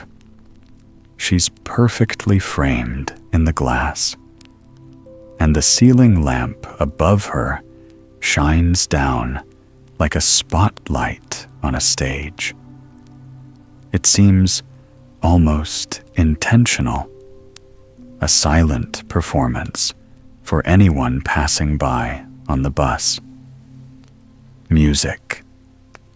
You watch her fingers glide across the strings in quick, flurrying movements, and try to imagine the sound of the music. For a moment, the noises of the bus disappear, replaced by the beautiful, soaring melody of the harp. Then the bus moves on slowly and purposefully, making its way through the city streets. But these moments of peace stay with you. You feel comfortably cocooned in the warmth of the bus, happy to let the world pass by outside like scenes from a slow, relaxing film without a plot. You enjoy watching through the windows, but you can also daydream, perhaps even closing your eyes for a while and resting. When you next open your eyes and look out the window, you recognize your surroundings. You see the familiar, shining colors of the London Underground sign: red, white, and blue. You've arrived at Victoria Station. You could get off here and get on the tube to explore the area further. It seems to have stopped raining, and people in the street are putting their umbrellas away. But you're so comfortable on the bus, so you decide to stay for a while longer and see where it takes you. The bus continues through the streets of Westminster, and at the next stop, it fills up with tourists. You can hear all sorts of different languages being spoken in the seats behind you. The musical lilt of French and Italian, and a couple of other languages you don't recognize. You may not understand the tourists' conversations, but you can tell from the tone of their voices that they're happy and excited to be exploring the city. They're transfixed by the view from the window, pointing to signs for Buckingham Palace and Westminster Abbey, and looking out for other London icons like red telephone boxes and black taxicabs. You turn around and see a child sitting behind you, her face pressed to the glass. In this particular moment, there's nothing special outside, just a red brick apartment building and a woman coming out of the front door, walking a small black dog. But the child is staring through the bus window, fascinated, as though she wants to absorb every little detail of the city. She seems to understand that these ordinary places are part of London too, just as representative as any famous site or tourist attraction. You're tempted to stay on the bus and continue this relaxing city tour, but you decide to make the most of the remaining daylight and take advantage of the fact that the rain has paused, at least for a little while. Music. As the bus pulls up to the next stop, you carefully make your way down the narrow steps and through the open doors into a quiet street. Music. On the other side of the road, there are no buildings, only an endless line of golden trees. This is St. James's Park, the oldest royal park in London. You cross the street to the entrance and walk slowly down a wide, tree-lined avenue. This park is usually full of people, office workers enjoying a lunch break or tourists on their way to Trafalgar Square nearby. But the recent rain means that this afternoon it's quieter than usual. There are only a few people near you, a couple walking arm in arm, and a family of tourists wearing plastic ponchos for the rain. As you continue down the path, looking all around you, you notice other signs of life. There are pigeons pecking at the ground beneath a bench, and tiny sparrows flitting between the trees. A small gray squirrel hops across the path in front of you, and then stops just a meter away from where you're standing. The squirrels that live here are so tame and so used to the presence of humans that they'll even take food right from your hand. This squirrel pauses to look at you, its nose twitching, and then it scampers away over the grass and up the trunk of a large tree until it's lost among the leaves. But once you've spotted one squirrel, you start noticing more. Suddenly, they seem to be everywhere, crouching in the grass or running up and down tree trunks. It's enjoyable to watch them, following their quick, nimble movements across the park. You're struck by their sense of purpose. Unlike the pigeons, who sit or walk around in aimless circles, each squirrel seems focused on its own secret mission, darting quickly from one place to the next. You follow the path around the park, taking care as you walk across the damp, fallen leaves. The air is growing cooler, and you sense that it's about to rain again. But you'd like to explore a bit more and see one of the most famous landmarks here. The park is divided by a beautiful long lake. Passing through the trees, it seems to appear out of nowhere, a large expanse of still water, reflecting the gray clouds that drift slowly through the sky above. You walk towards the water, onto the low footbridge that crosses the lake. This bridge offers the best views. On the other side, at the far end of the park, you can see a large, elegant white building and the top of a gigantic Ferris wheel called the London Eye. There's also plenty to admire just looking at the lake itself. The red autumn leaves are reflected in the water along the sides of the lake, creating beautiful mirror images. Nothing disturbs the quiet stillness of the lake, except for the leisurely movement of a single swan gliding effortlessly across the water. You stroll across the bridge and notice that there are other birds resting at the edge of the lake. Some are in the water, and others are in the grass nearby. Underneath the golden leaves of a willow tree, there's a group of ducks, some black moorhen, and even a pelican, an impressive, tall white bird. Music. St. James's Park is famous for its pelicans.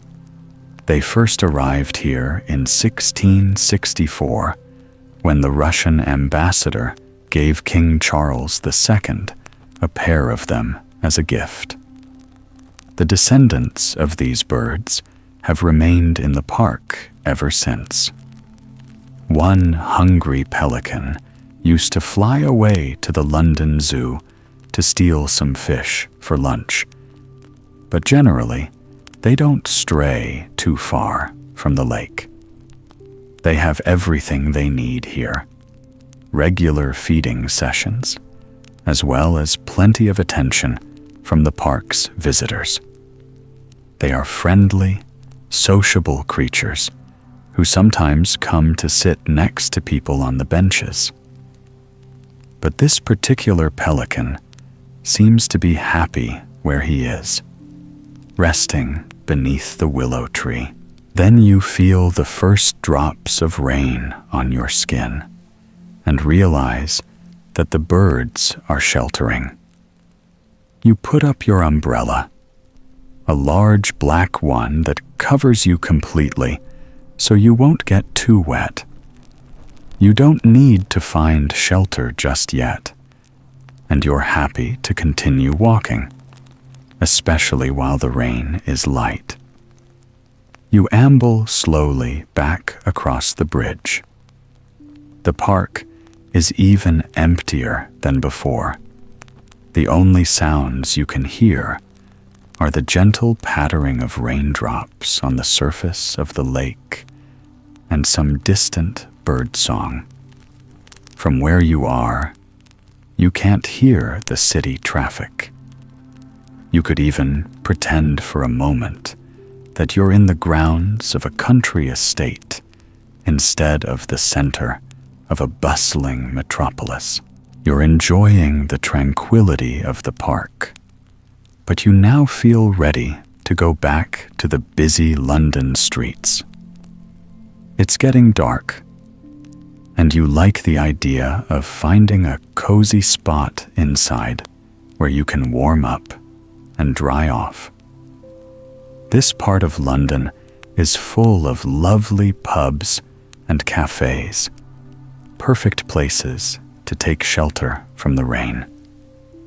You leave the park, cross a wide road, and then enter the back streets.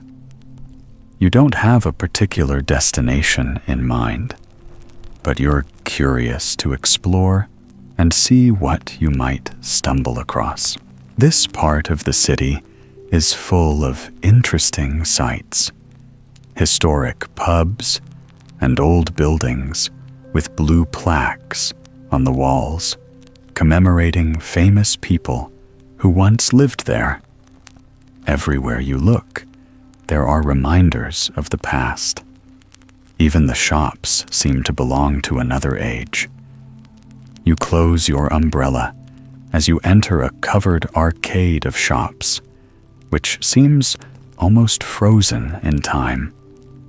There's an old-fashioned hat shop, which has so many hats stacked up against the window that you can only catch a glimpse of the interior. You see light emanating from a sconce on the wall and the edge of an open door leading into another room. On the other side of the arcade is a smart, traditional barber shop with wood-paneled walls and stylish, vintage furniture, like something from a film set. You walk slowly through the arcade, peering through shop windows, listening to the echo of your shoes tapping against the stone tiles. There's some faint, jazzy background music, but you aren't sure where it's coming from. When you come out at the other end of the arcade, it's like a time warp back to the present. You're greeted by cars and taxis and the neon light from a supermarket sign. The rain is gradually starting to get heavier. The pitter-patter of raindrops on your umbrella is louder now, and small puddles are forming on the gray pavement. You pass a few cafes and coffee shops that look inviting. There are free seats and tables inside, but you feel like walking just a little bit further. You're not sure exactly what you're looking for, but when you find it, you'll know. No matter what the weather is, there will always be some shoppers and tourists in this part of the city, and nobody seems to really mind the rain. People walk briskly, carrying umbrellas or wearing raincoats. Even the dogs are dressed for the weather. As you turn the corner, you pass a small brown dog that resembles a teddy bear, wearing a miniature plastic coat. It's trotting happily next to its owner, carefully navigating around each puddle to avoid its paws getting wet. You walk on and on, deeper into the heart of the city. You follow your instinct, hardly aware of which direction you're heading in. On a whim, you turn off the main road and into a quiet street. Even though at first glance, there's nothing there but the back doors of shops and restaurants. The facade of one building seems particularly anonymous, with black walls and frosted glass windows you can hardly see through. There are no signs to indicate what it might be. But then you look up and see a glowing sign in the shape of a lantern sticking out from the side of the building. The sign feels somehow familiar, although you can't explain why. It's like something you read about in a book long ago or saw in a dream. The sign bears a traditional English pub name. Like many of the pubs in the city, it's probably been around for hundreds of years, so you're curious to see what the interior looks like. The door is hidden on the side of the building, down a narrow alleyway. You close your umbrella and shake off the raindrops, push open a creaky old door, and walk inside. Your first impression is one of warmth. There's a crackling fire in the middle of the room, and the people sitting at the tables have taken off their coats and jackets. They look comfortable and relaxed, chatting happily over their drinks. A couple of men in the corner are even playing a game of chess. In some ways, it looks more like a living room than a pub. There are other signs that this is no ordinary room. The walls are decorated with an eclectic display of mirrors and old paintings, and the wooden floor is covered with sawdust, an old-fashioned technique for soaking up spilled liquid. A wall near the entrance is covered with newspaper clippings dating back more than 100 years. A nearby sign says that this is one of London's oldest pubs and has been a gathering place for writers and artists for centuries. You leave your umbrella by the entrance and walk slowly across the room, spotting more quirky details, like a glass case with a collection of corkscrews and a vintage telephone. Then you spot something moving near your feet. A black cat hurries past you. It pauses halfway up the steps of a nearby staircase. Instead of a collar around its neck, it's wearing a white Elizabethan ruff. This aristocratic cat sits on the steps, watching you. It looks as though it's waiting for someone to take its photo or paint its portrait. Then it suddenly turns and continues up the carpeted stairs, out of sight. Music. You decide to follow the cat and see what's upstairs. There must be another part of the pub, a secret room, perhaps. As you climb, you notice a sign in the shape of a pointing hand, another invitation to keep exploring. You can hear the steps creaking, the soft murmur of voices, and some faint music, cheerful jazz from the 1930s, playing quietly in the background. When you reach the top step, you find the source of the sounds. You're standing in a tea room where people sit and chat over cups of tea. A vinyl record spins round and round on a record player in the corner of the room. You were expecting to find yourself in another part of the pub, but this is a separate cafe that just happens to be connected by a staircase. Next to the stairs is a sign in cursive script that reads, "Welcome to London's secret tea room." A few of the tables are occupied by other people, but the small one in the far corner is free. It's a low wooden table next to a plush velvet love seat. There's also a standing lamp with an old-fashioned tassel lampshade, which emits a warm golden glow. Nearby is a small window with lace curtains. From here, you can see its glass covered by trails of raindrops.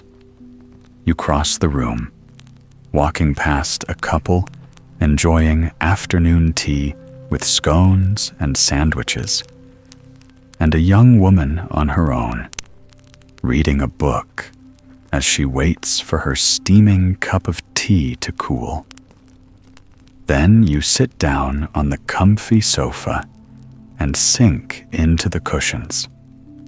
It's only now you realize just how much you needed to get off your feet and relax for a while after your long walk.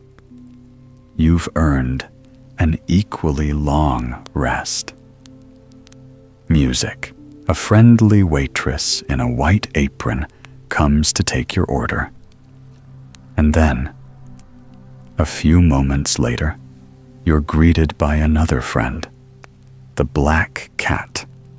He purrs and jumps up onto the cushion beside you. You stroke his fur and scratch him behind his ears, noticing how wonderfully warm and soft he is. The cat seems to relish the attention and affection, purring happily and nudging his head against you, encouraging you to keep petting him. Music. While you wait for the tea to arrive, you gaze out of the window. The glass is becoming wet and is steaming up, so it's harder to make out the details, but you can glimpse the darkening sky and blurred golden shapes. The autumn leaves of a tree moving gently in the wind and rain. You feel so happy to be here, warm and dry in the tea room on a wet afternoon, and you find it deeply relaxing to watch the rain. If you listen carefully, beneath the piano music that crackles softly on the record player, you can also hear it. You focus on the raindrops quietly tapping against the window. It's a monotonous, calming sound. Listening to the soft pattern, you're slowly lulled into total relaxation. If you close your eyes, you could even fall asleep. Once there lived an astronomer who was mesmerized by the night sky. He would stay awake all night, admiring the constellations sparkling in the darkness overhead. He lived in a small village in ancient Greece, where the mountains climbed up from the sea. The hillside was dotted with small houses, which formed a constellation of their own. But although he lived in a wonderful place, he had a singular passion. Once, he was awakened to the beauty of the night sky. It wasn't long before the astronomer cared for nothing else. The astronomer lived in a squat white house, adorned simply with a bed, dresser, desk, and chair. He didn't need much else, because all he did in the house was sleep and record the constellations while sitting at his desk. He had no need for a table or chairs for guests, as he rarely entertained a single friend or relative. He had no time for such things when there was always more of the night sky to discover. What wonders must still lie above to help people navigate, tell the time, and read the seasons, he thought. In his dreams, all he saw were the stars. He wished he could float into space to get a better look at the pinpricks of light that made up his life's work. The little corner of Greece where he lived was blessed with clear skies, and the astronomer wanted to discover as much of them as he could. Each night, he wandered further from the village, feet pacing over the rocky ground, to see the stars from different viewpoints. In the village, the townspeople farmed, gardened, and fished every day. All who lived there knew everything about everyone else. And so the astronomer felt that there was much more possibility in the heavens. Wanting to take full advantage of his nighttime strolls, The astronomer slept in the hot afternoon. Friends and family enjoyed long meals together at night while they slumbered. He wandered the fields alone, climbing rolling hills and strolling on rocky paths, always gazing skyward. Before dawn broke and the rest of the village was waking up, the astronomer would tuck himself away in the privacy of his home and write down his observations from the night before. Then he'd drift off to sleep, dreaming of the night ahead.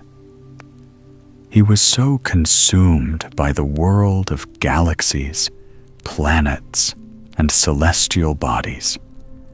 All the most exciting things, the astronomer thought, happened at night. During the day, light illuminated all. But when the night sky took over, so much remained a mystery. It was a challenge to learn about it all. He watched the seasons pass through the stars, the landscape changing around him while he slept. Since he only went out at night, the astronomer never noticed the blooming of new flowers in spring or the sweet, earthy scent of autumn. Someone else had already learned all there was to know about everything on land. What hid in the night sky was untapped potential, secrets, and unanswered questions. The astronomer watched Artemis hunt in the stars. He sought the gods of Olympus in the constellations. Sometimes, under the glint of the moon, he would visit the temple of Artemis to pay tribute to the beauty shining in the sky above. The temple in his village had an open roof, which was perfect for stargazing. He barely noticed the architect's marble columns or carved statues, as he only cared for the creations above. One night, the astronomer was out for his walk, gazing up at the stars as he always did. He was admiring the way the Big and Little Dipper fit perfectly together.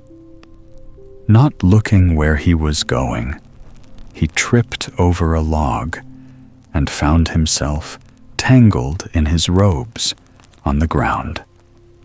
His neighbor happened to hear the commotion and came out to see what had happened. The astronomer chuckled at his clumsiness and gathered himself together. Thus, the neighbor helped him to his feet. He said, "My friend, why do you spend so much time looking at the stars when you fail to see what is right in front of you?" The astronomer laughed.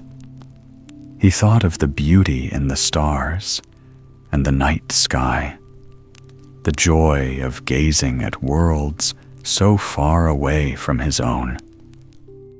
But perhaps his neighbor was right. Maybe he spent too much time looking up at the sky and not enough time enjoying what was given to him on Earth. The astronomer returned home, and for the first time since he was a child, fell asleep at night. He awoke in the morning to the town coming alive. The sounds of laughter and quiet chatter rolled in on the warm breeze outside. At first, the astronomer felt gloomy. What had he missed in the heavens last night? But then, as he dressed and went outside, his smile slowly grew. The same neighbor who had helped him the night before invited him over for breakfast. There was delicious, soft, crusty bread, crisp on the outside and doughy on the inside, along with hard cheeses and a warm mug of strong coffee.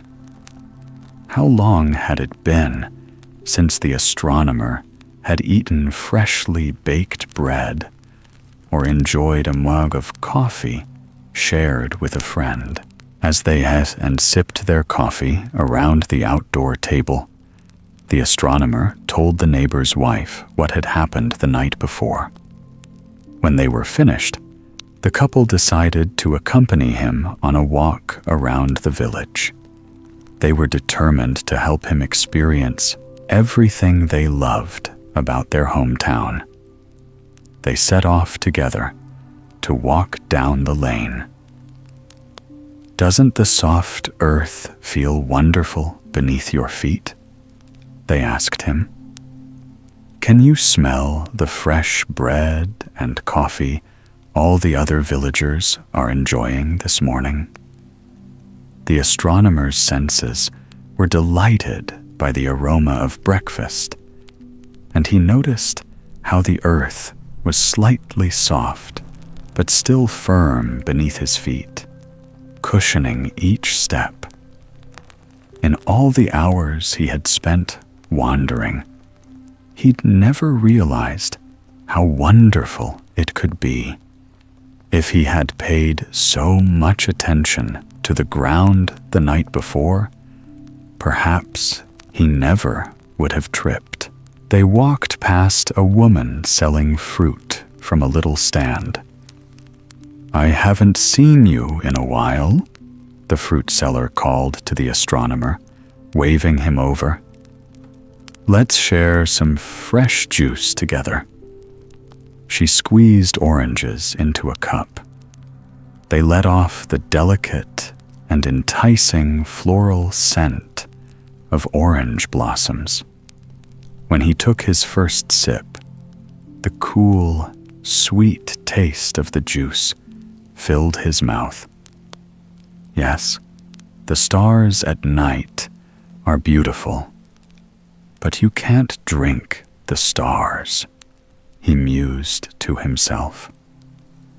In that moment, the astronomer thought the glittering constellations only looked half as sweet as this earthly delight. When the neighbors told the fruit seller of their mission to help him see the beauty of the town, she said they must go and visit her niece's garden. For if you are enjoying the wonders on earth, it was the best place in town to do so. "I'll show you the way," she said, closing up her stall in favor of a new adventure. As they walked down the lane, more and more of their neighbors came out to join them. They weren't used to seeing the astronomer out and about during the day, so they each had a spot they wanted to show him.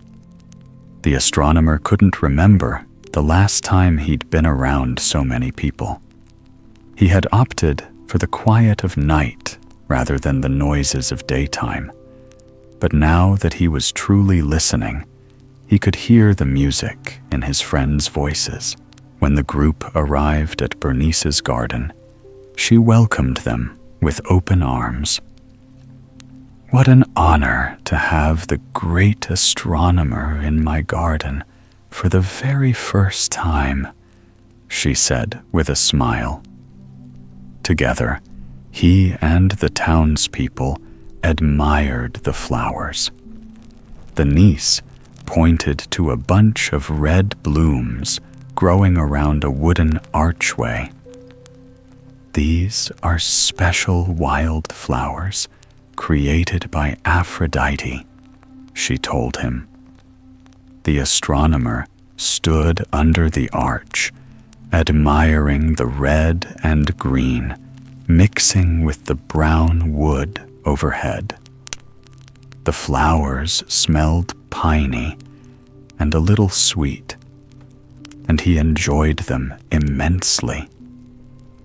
Next, they looked at a patch of beautiful purple irises. When the astronomer peered at them closely, he could see the white circles surrounding the yellow center that gave the flower its distinctive name. They gazed at orange lilies and white orchids, immersing themselves in the fresh and fragrant air of the garden. When it was time to leave, the niece decided to join the rest of her neighbors on their walk around the village. Watching the astronomer experience these pleasures for the first time was reminding everyone just how wonderful life on Earth could be. The astronomer strolled in the middle of the group as they left the center of the village and continued down the road to the Temple of Apollo. The pillars of the temple glittered in the sunlight. The astronomer noticed the change underfoot as he stepped from the dirt path to the temple's marble floor. The heat of the day was growing, and he appreciated the cool ground beneath him and the roof above. It was quite different from the temple of Artemis. He took a moment to stand still, his feet pressed into the marble, and a gentle breeze wound its way through the pillars, keeping him cool in the shade of the temple. The other townspeople around him explored the building, admiring the statues and carvings on the walls. He enjoyed the feeling of staying still while the world moved around him. Perhaps he need not always be in motion. Sometimes it was best to take a break from work and study and just enjoy existing in the moment. When he was ready, he walked slowly around the walls of the temple, admiring the details the great artists and architects had embedded into this special place, which was used for community gatherings and for paying homage to the gods. When the sun rose higher in the sky, the group left the temple and gathered in the shaded village square for lunch. They each shared what they had: soft cheeses, leftover bread from the morning, roasted barley, and juicy olives. The astronomer relished each burst of flavor in his mouth. Before, he had hurried through meals, stealing bites in between long periods of stargazing. Now, he appreciated taking the time to savor these delicious foods.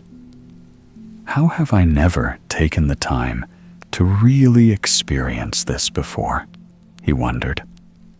He ate slowly, enjoying the sweet and salty tastes intermingled on his tongue, and noticing how the crunchy barley and soft cheese complemented each other perfectly. When they'd finished the main course, the fruit seller fetched a basket of her produce for dessert. The villagers drizzled the different fruits with honey, making them even sweeter and more decadent. The astronomer took a bite of each, delighting in the rich flavors. After the meal, the people lazily walked back to their homes for an hour of rest. They waved goodbye to each other and promised to visit again soon. Sleep during the day was one thing the astronomer was used to. But when he got home and lay down on his bed, he couldn't fall asleep. Instead, he paid attention to the soft sound of his breath moving in and out of his body. He listened to the gentle twittering of birds outside, accompanied by the soft buzzing of bees through the open window. He smelled the flowers in the garden. A light gust of wind brought in all the delightful aromas of herbs, spices, and greenery. He lay there, resting his body, letting his senses immerse themselves in the world around him. As the sun drifted lower in the sky, the astronomer heard a knock at the door. His neighbors had come to fetch him. There was one more thing they wanted to show him this evening. Together, they walked the winding path up the mountain next to the village. The path was narrower here, and the parade of townsfolk carried blankets and baskets on their heads.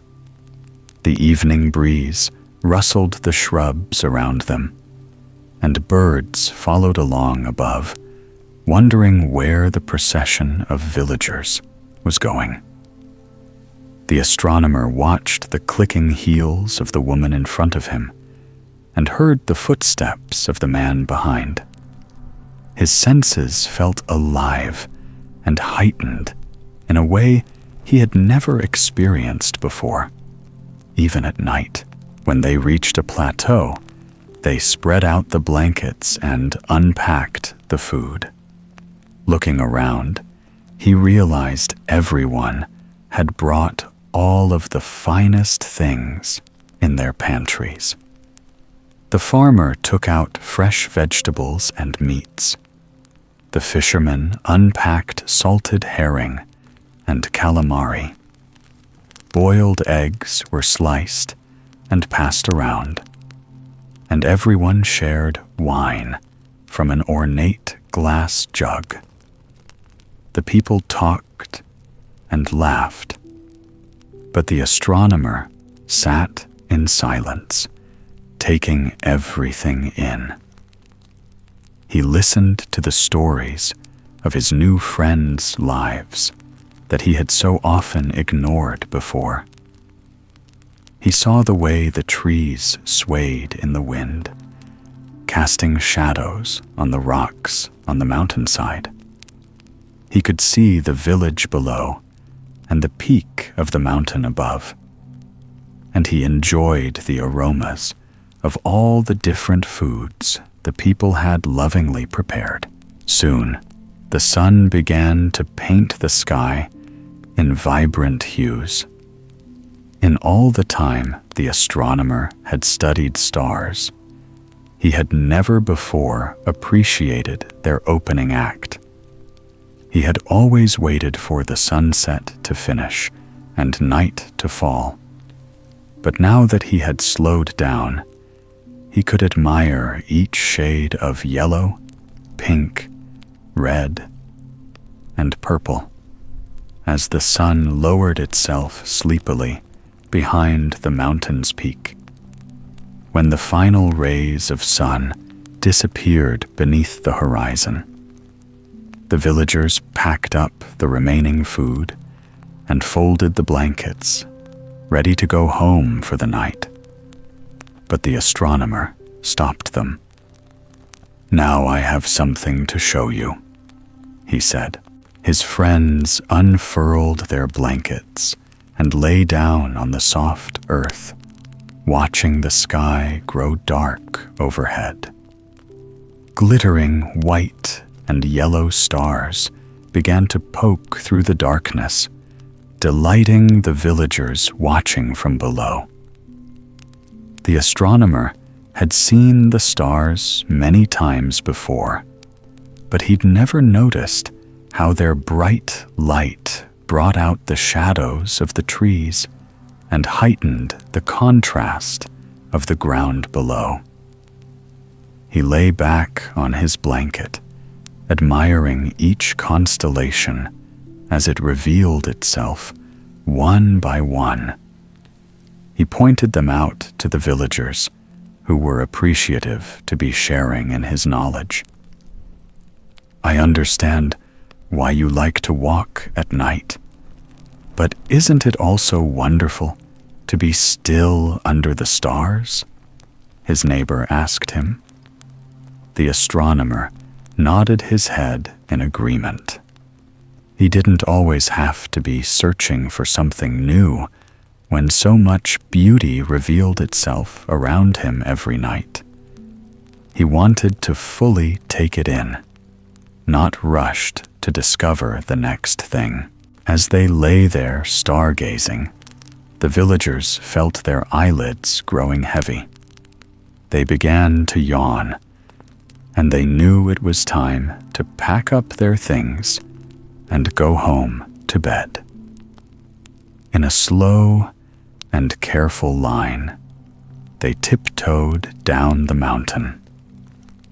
The astronomer felt the path beneath his feet, noticing each pebble or twig he passed over.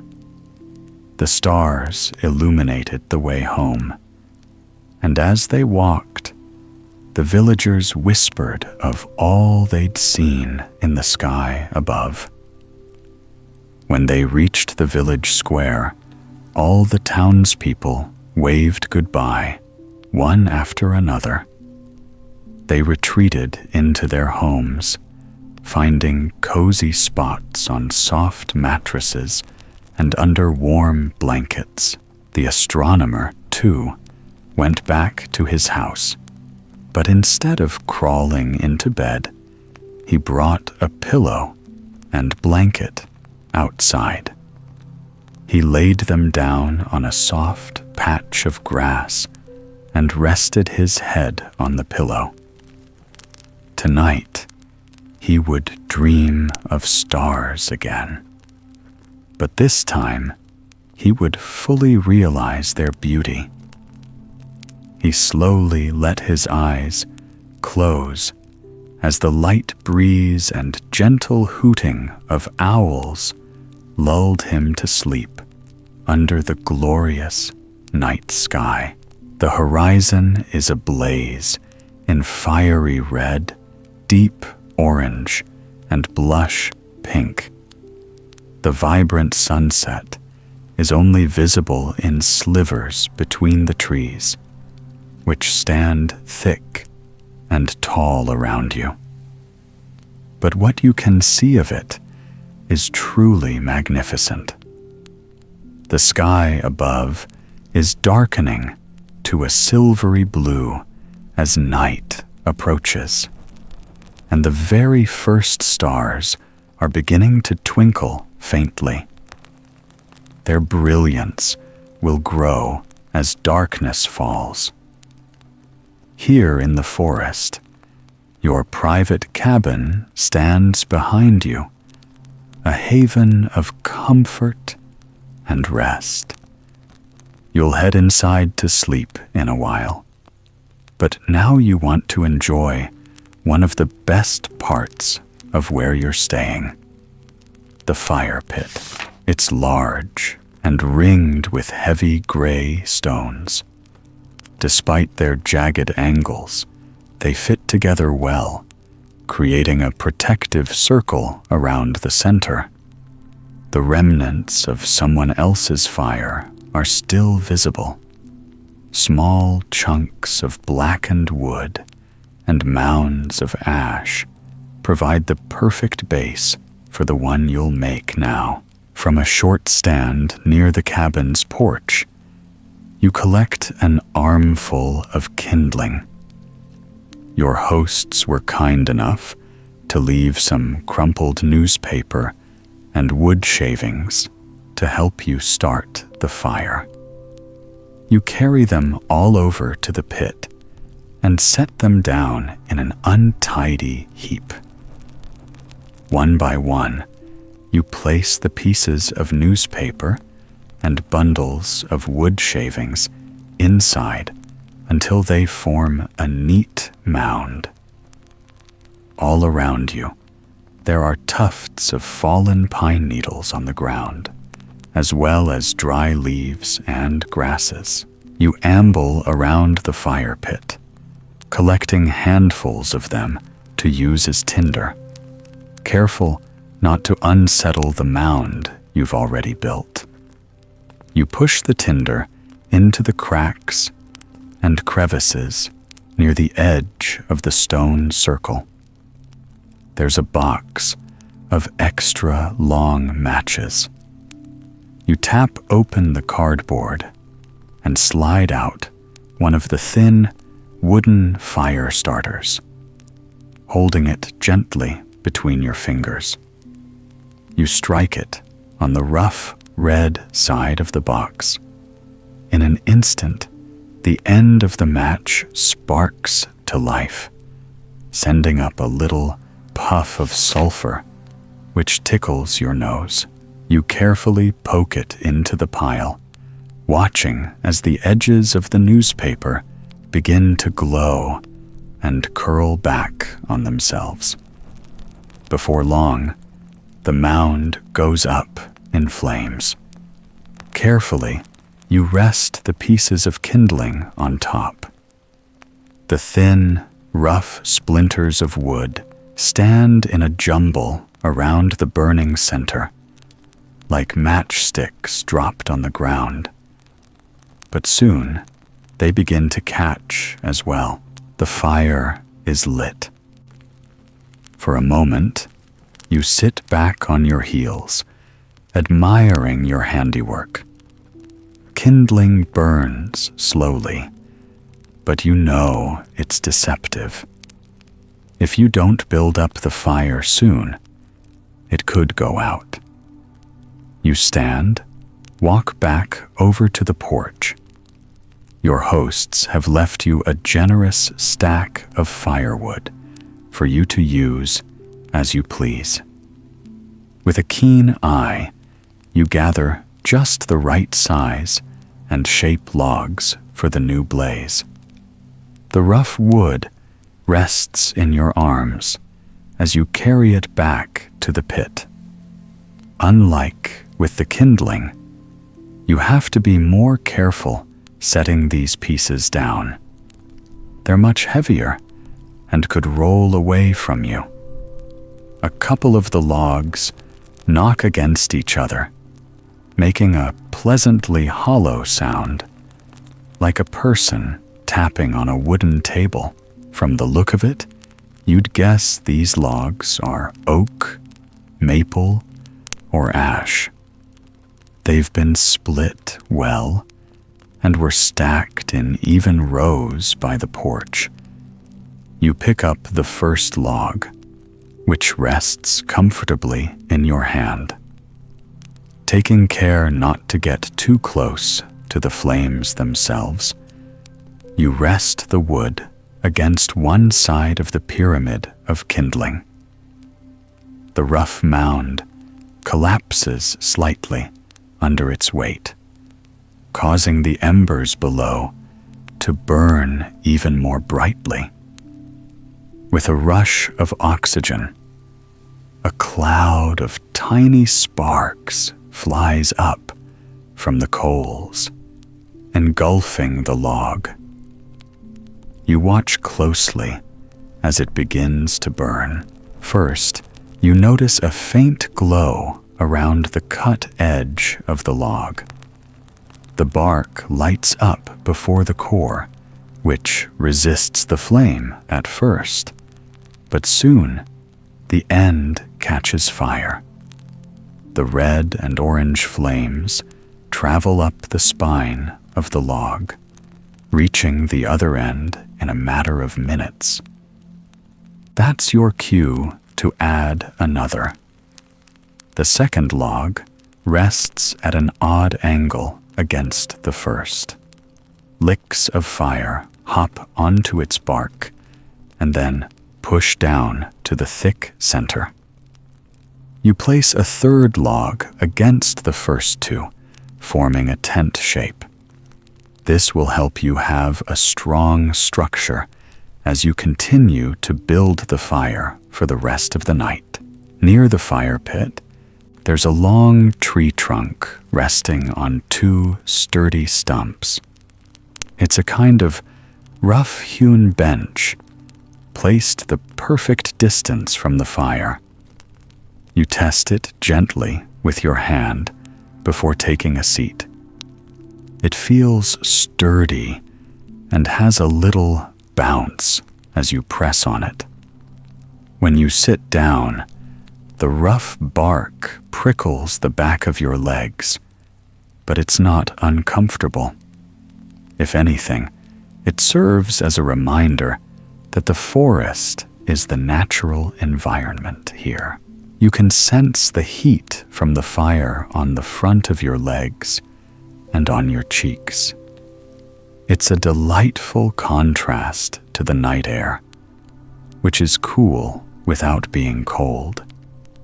The fire's warmth wraps around you like steam from a bath, making you feel comfy and content. A light breeze rustles the trees. You can hear the tall trunks creaking as they sway back and forth. Branches move and shift, rubbing against one another high above the ground. Small clumps of pine needles drop to the forest floor with delicate thumps. Every gust of wind sends up a flurry of embers from the campfire. It reminds you of blowing into a fireplace as a child and watching the sparks dance their way up the chimney and out of sight. The breeze brings out the slight chill in the air. At the end of your log bench, you notice some neatly folded blankets left for you by your hosts. You silently thank them for their kindness and consideration as you reach for one. Thick fleece cascades around your lap as you unfold it in a single motion. Then you wrap it around your shoulders, crossing the edges over your chest and tucking the corners under your legs. Not only is it cozy, it feels protective, wrapped around you this way. The cool air touches your face and hands, but your core remains wonderfully warm and temperate. For a little while, you close your eyes, enjoying all the sensations happening right now, in this very moment. Fire crackles and snaps near your feet. Every once in a while, it lets off a longer pop or hiss as the fire finds pockets of sap. You can feel curtains of warmth billowing toward you with the breeze as it encircles your legs and reaches through the blanket. You also sense the heat on your eyelids, which are sensitive to changes in temperature. You can see the rippling reddish-orange glow through them too, evidence of a fire burning in the darkness. In the forest beyond your private fire pit, crickets chirp and hum. A few birds make long, low calls to each other through the trees.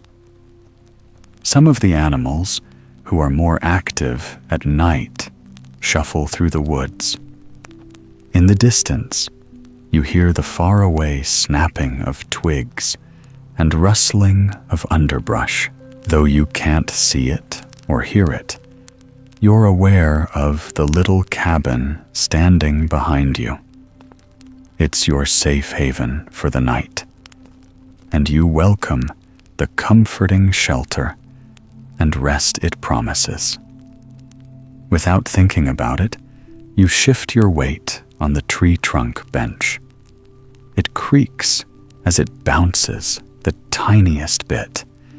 Your shoes crunch across the dry ground, laden with pine needles beneath your feet. They feel like pillows. You imagine that, despite the name, they might be quite comfortable to rest on for a while. Forest air is fresh and clean.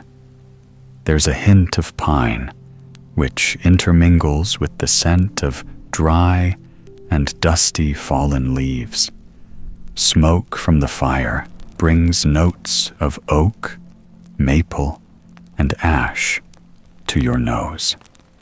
You notice that every log smells slightly different as it burns.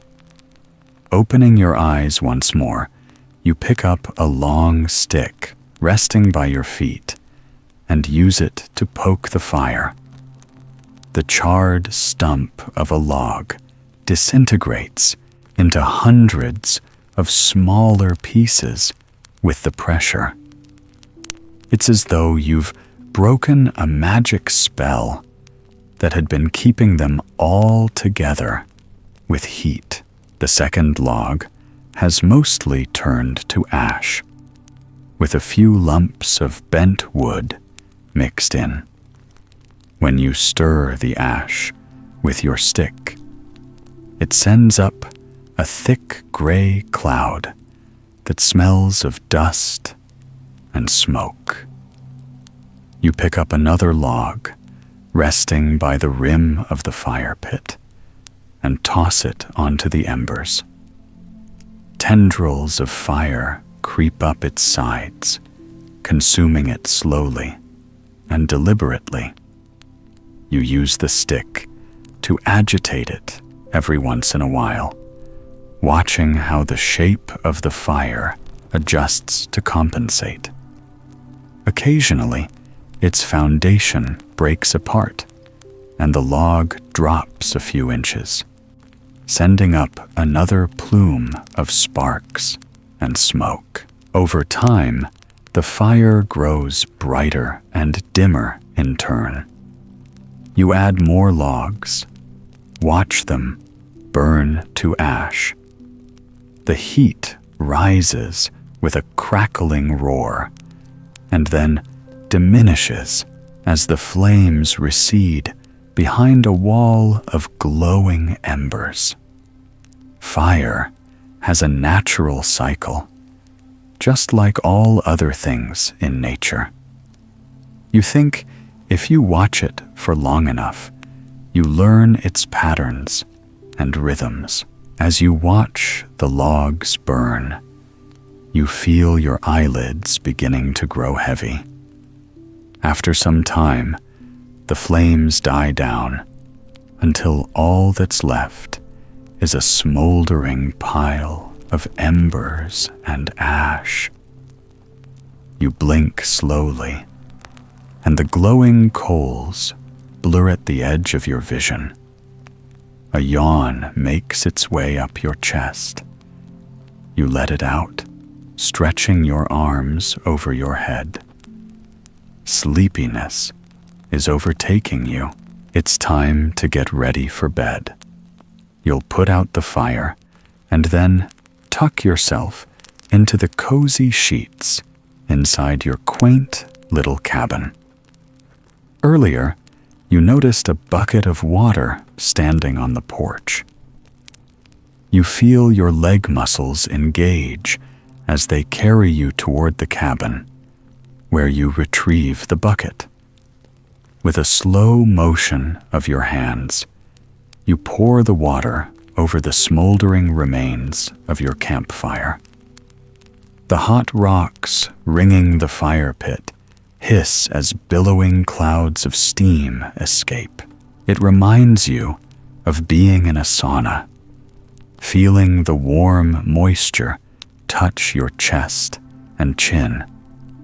You pick up handfuls of dirt and trickle them over the fire pit. They'll douse any last embers that might be left. The smell of smoke and ash is stronger now. It mixes with the fresh aroma of the nature around you, creating a familiar scent you've always associated with camping in the woods. With a smile, you remember you'll get to sleep in a crisp, clean bed tonight. It feels so luxurious to be out here, tucked away in the forest, but with all the creature comforts you could possibly desire. Once you're satisfied the fire is safely out, you set down your stick and fold up the blanket, leaving it in a tidy square draped over the log. You hope the next person to stay here will get use out of it, just as you did. Without the fire, you can appreciate how dark it truly gets here in the woods. The inky blackness around you is so complete you can't even make out the shape of your hands or arms in front of you. Looking up, you see the dark outlines of the pine trees stretching into a midnight blue sky, where millions of dazzling stars twinkle and shine above you. They are scattered across the vastness of space, like sequins on an evening gown. Directly above you, you can see the Milky Way galaxy drawing an elegant white arch through the sky. When the fire burned brightly, you could barely make out any of the stars. There was too much light at ground level. But now, it's as though the entirety of the universe is at your fingertips, closer and more breathtaking than you've ever seen it before. You consider the secrets that nature holds. Sometimes it takes the absence of one thing for another to shine. The longer you stand there beside the fire pit, the more your eyes adjust to the darkness that surrounds you so completely. Soon, you're able to make out vague shapes, like the log bench and some of the largest stones in the ring by your feet. You see the outline of your cabin and slowly make your way toward it, stepping carefully across the uneven ground. How wonderful it is to have the stars guide you back to your home tonight. You think you appreciate the beauty of this moment and how it's helped you slow down and appreciate the wonder that's all around you. You reach the porch, turn right, looping around the side of the cabin. There, you find a set of steps leading to a sliding glass door. Opening it, you feel inside with your fingertips for the light switch. With a final glance up at the night sky, you flip the switch, which floods your cabin with soft light. You step inside and close the door behind you, making your way over to the bed. You turn on the lamp on the side table and turn off the overhead lighting.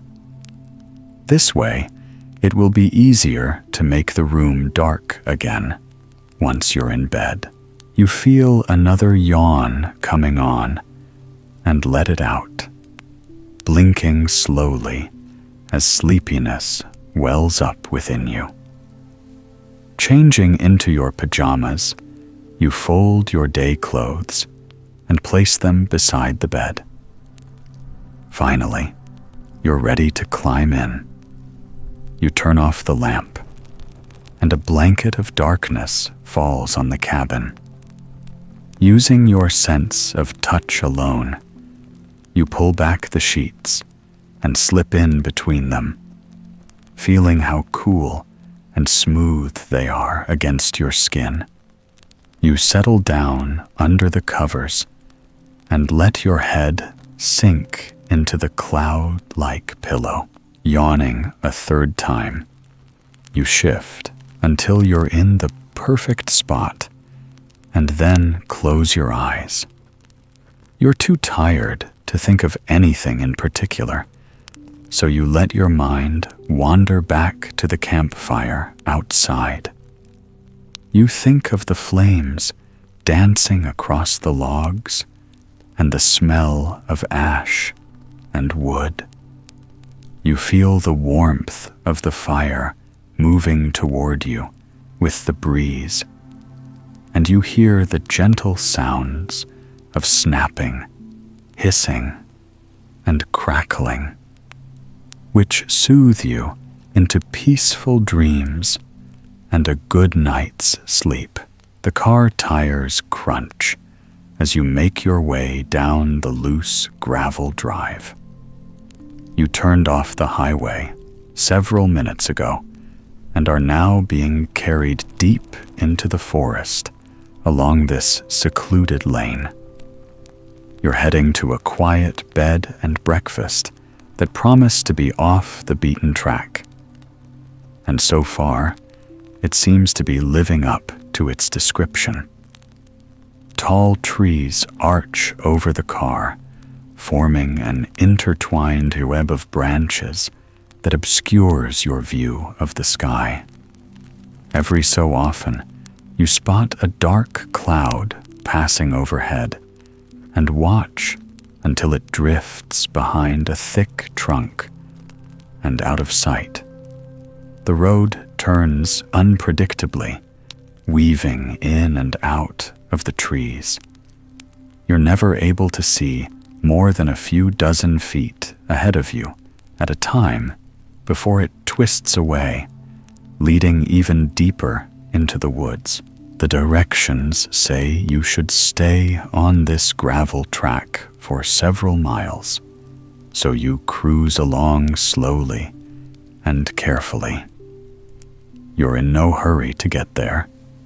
You'll arrive when you can, and not a moment sooner. Through the glass, you can see there's a light wind outside. You roll down the window, letting in some fresh air as soon as it's open. Just a sliver. A cool, crisp breeze flows into the car. It brings with it the scent of damp leaves and pine needles, moss, and oak.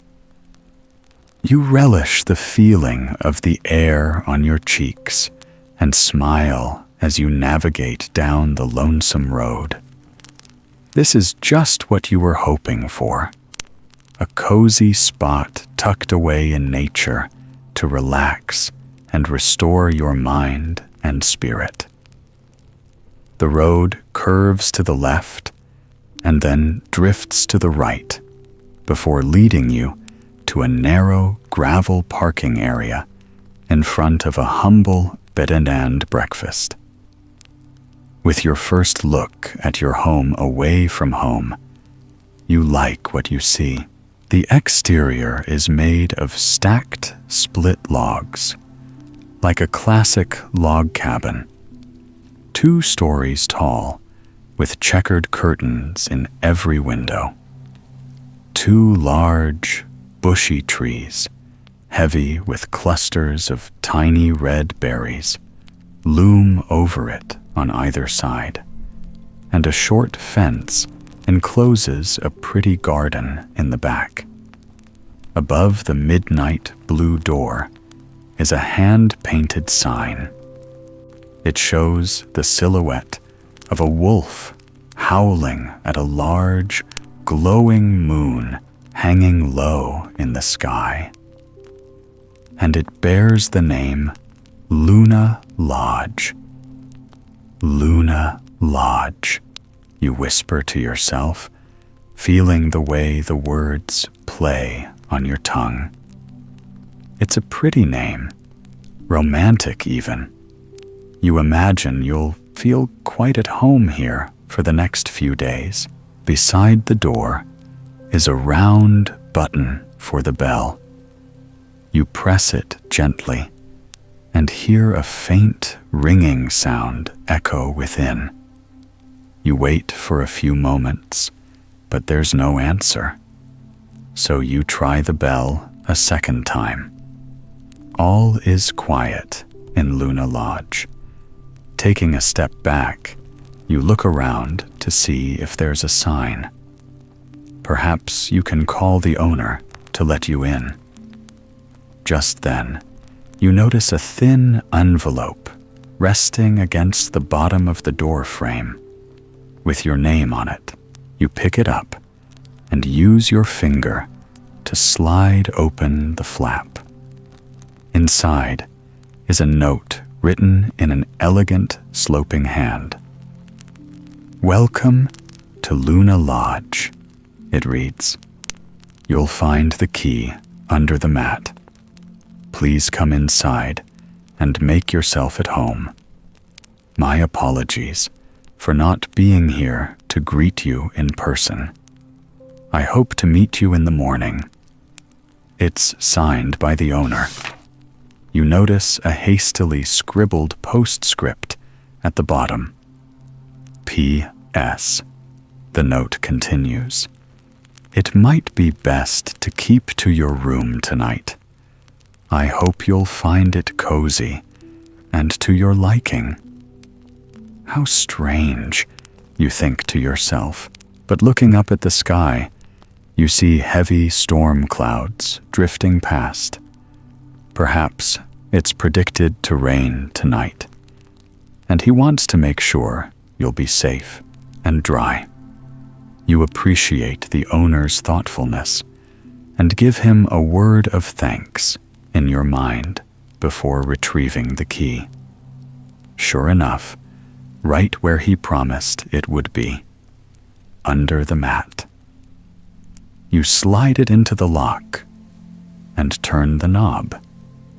The door opens into a cozy little parlor that doubles as a breakfast nook.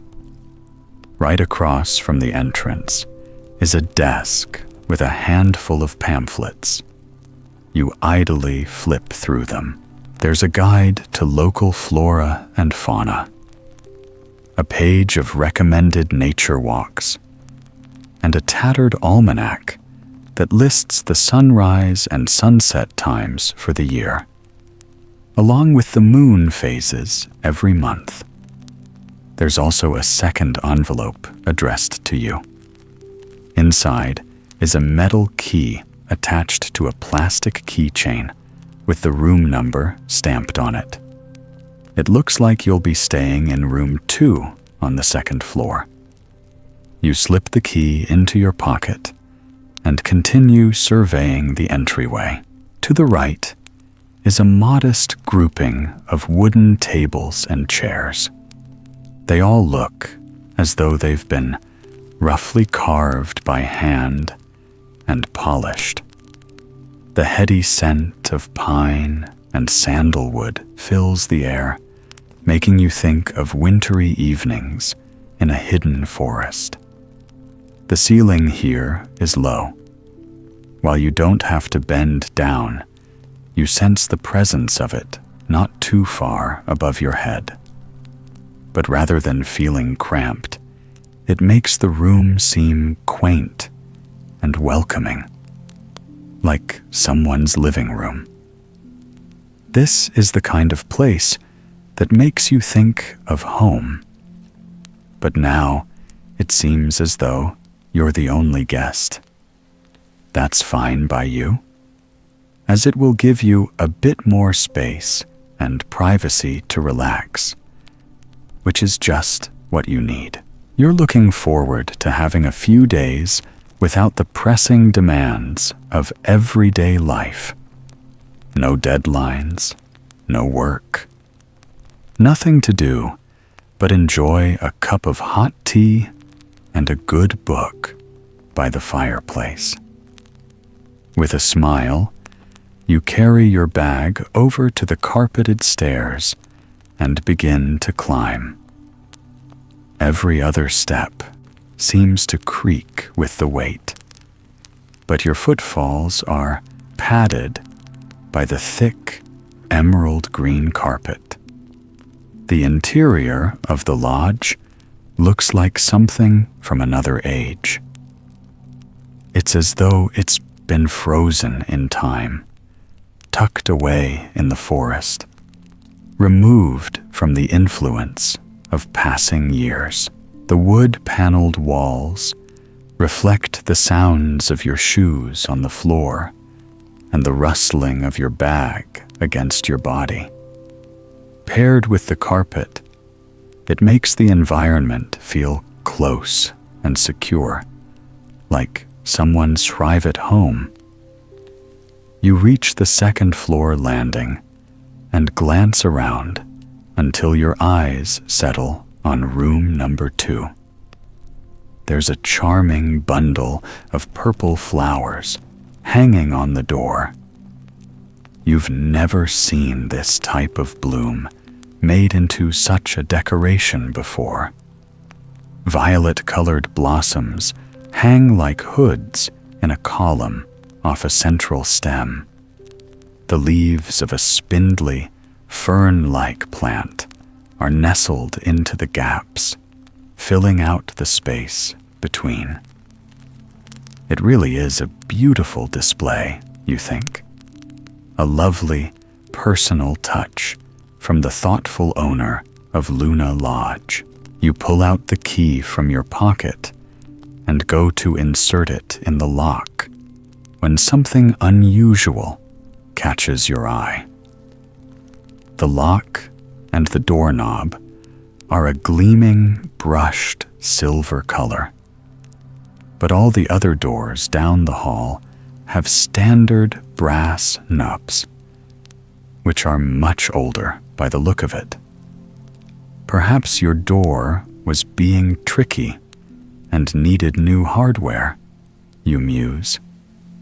Either way, the key fits. You open the sturdy door, walk inside your room, and let it shut gently behind you.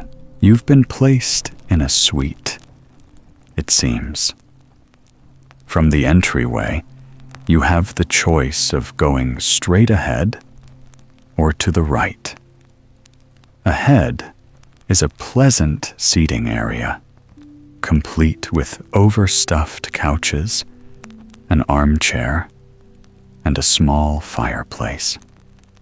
To the right is an open doorway leading to the bedroom, where an enormous bed, as soft as clouds, is waiting for you.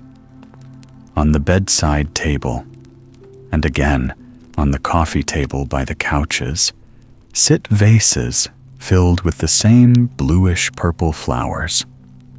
They vaguely remind you of lupine, the way the blossoms climb the stem. But they aren't quite the same. They stand in contrast to the heavy-looking furniture. The coffee table appears to be made of raw timber with a gleaming silver top.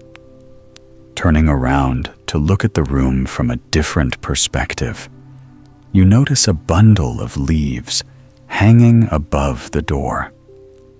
Moving closer, you see it's a bunch of mistletoe dangling upside down, its stems tied together with silver ribbon. Delicate white berries dot the bright green leaves like snowflakes. A strange decoration for a room in autumn, you think? But still, you like how it adds a splash of color to the entryway, so you decide to leave it there. You set your bag down near the door, planning to unpack it later on. You'd like to do a bit of exploring first. From your bag, You get your jacket, hat, and scarf in case you decide to go outside. You imagine it's probably quite chilly at night here in the forest. With your shui in your pocket and a last glance around the room, you head out into the hallway. Rather than going straight back to the landing and down the stairs, you decide to have a look around on the second floor. A handful of other rooms line the hall, but none of them are in use at the moment. Like other bed and breakfasts you've stayed at before, this one has a few aesthetic touches that hint at Luna's personality. It's kept clean and neat, despite being an old building. A waist-high glass table stands at the end of the hall, holding a bunch of the same purple flowers and lacy green leaves. Along the upper edge of the wall, above the tops of the door frames, is a wallpaper border. On it is a repeating pattern, the silhouette of a wolf howling at a bright full moon. It matches the sign on the front of the building. You realize it seems to be an appropriate image for a lodge tucked away in the woods. Turning back towards the stairs, you make your way down to the first floor. But instead of going into the breakfast nook, you walk around the back of the stairs into a large sitting room. You imagine that this is where guests can come and relax together on an evening like this one, playing board games, drinking tea, or simply gazing at a crackling fire in the fireplace. As you're the only guest, and the owner is away for the night, the fireplace is dark. It would be quite pretty, you think, with the flames reflecting off the cranberry red walls and emerald carpet. Above the fireplace is a solid wood mantelpiece. In the center, you find a bouquet of the same purple flowers in a glass vase. It's nestled between two bunches of mistletoe and an array of the lacy leaves. Above the mantel is a wide painting hanging on the wall. But instead of being a family portrait or a tranquil landscape, this is an oil painting of a bright full moon hanging low above the same kind of tree that stands outside the lodge. You wonder if the owner is a botanist or otherwise fascinated by flowers, plants, and trees. As you're about to step back from the fireplace, you notice something on the floor. Bending down, you see that it's a tuft of dark, gray-black fur. The owner didn't mention having a dog. Perhaps it just visited for a time, you think. Standing up, you return to the front desk. You remember seeing a pamphlet on local flora and fauna, and you'd like to check and see if it has the name of the purple flowers in it. It doesn't take you long to locate the folded informational booklet on the desk. Opening it, you trace your fingertip down the page, scanning for any mention of flowers and leaves. Not finding anything of use, you flip it over to check the other side. There, just along the fold, is a picture of the purple flowers. It's labeled aconitum, commonly known as monk's hood, blue rocket, or wolfsbane. How curious you think to yourself. You've heard of the plant before, but never seen it kept inside like this. You scan the rest of the page, searching for the leafy plant mixed in with the wolfsbane on the door and in the vases. But there isn't anything resembling it to be found here. You set aside the pamphlet and walk into the breakfast nook.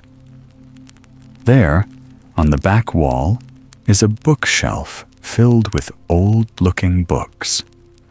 Some are leather-bound, while others have tattered fabric bindings. Scanning the shelves, you soon find that your intuition was right. There's a volume dedicated to local plant lore. Its weathered green cover has seen better days, but all the pages seem to be intact. You open the book, inhaling deeply the comforting scent of musty old pages, turning them one by one. You soon come to the section you're looking for. About a quarter of the way through, you find an image of the leafy plant. It's labeled Artemisia, or common wormwood. Further down the page is a sketch of mistletoe hanging in a bundle, and of a mountain ash tree, also known as rowan, with its clusters of red berries standing beside a house. Below that, where the section on lore about the uses of these plants is supposed to be, the page is torn. The bottom half is missing, only a tattered edge of old paper remaining. With a sigh, you place the book on the shelf. You'll have to look it up elsewhere once you're back in town. Just then, you feel a yawn rising up through your chest. You stretch your arms out and blink slowly. It's nearing bedtime, and you're quite tired, especially after a long day of driving. But before heading off to sleep, there's one more thing you'd like to do. You recall seeing a garden behind the lodge. Even if it's just for a few minutes, you'd like to step outside, get some fresh air, and walk around a bit before climbing into bed. You're happy you remembered to bring your jacket, scarf, and hat. Putting them on, you open the front door of Luna Lodge and step out into the brisk night air. The sky overhead is dark and overcast. Stars twinkle brightly between the tree branches whenever there's a gap in the thin, wispy clouds. Taking a deep breath, you feel the cool air enter your lungs. When you breathe out, it condenses into the slightest hint of fog. You imagine the first frost must be coming soon to this part of the forest. With your gloved hands in your pockets for warmth, you walk around the side of the lodge until you reach the gate. It only stands at about knee height and is more ornamental than anything. You lift the latch and step inside the garden. This place must have been beautiful in summer.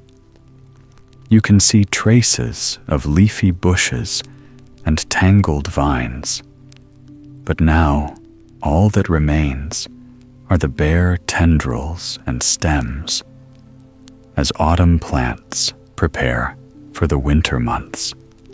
You've come here during a time of change and transformation. Fir and pine trees rustle around you as if in agreement, and then you notice a shift in the light. The garden has been shrouded in darkness beneath the overcast sky. But now, it's illuminated in shades of silver and gold. Looking up, you see the clouds have parted, revealing an enormous, full moon hanging low and heavy in the sky. As the final wisp of cloud drifts away from its edge, a long, echoing call sounds through the woods.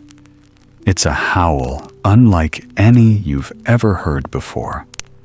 The sound of it prickles your skin, making the hairs on your arm stand on end.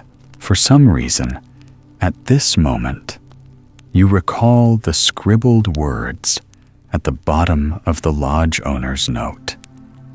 It might be best to keep to your room tonight. You aren't sure why, but you feel as though some part of you understands his meaning now. Without a second glance at the woods, you turn and make your way back inside Luna Lodge. You walk around the desk and up the carpeted stairs to the second-floor landing. Fishing the key out of your pocket, you insert it into the silver lock and then turn the silver doorknob. The heavy door closes securely behind you. All around your room, you see the purple flowers, wolfsbane, in their vases. Here, in the comfort of your own space, you feel your body start to relax. Your mind clears like the parting clouds in the sky. You take off your jacket and scarf and put on a pair of soft pajamas. Then you turn off the lights and climb into the large, fluffy bed. It's situated against a wall with a window right above it. Looking out through the glass, you can see the stars twinkling overhead. The wind rustles the trees, which cast long shadows on your window. You yawn and close your eyes, and then you drift off to sleep and dream of transformations, purple flowers, tufts of fur, and the glow of the full moon in a dark night sky. The brittle leaves crunch underfoot as you walk down the country lane.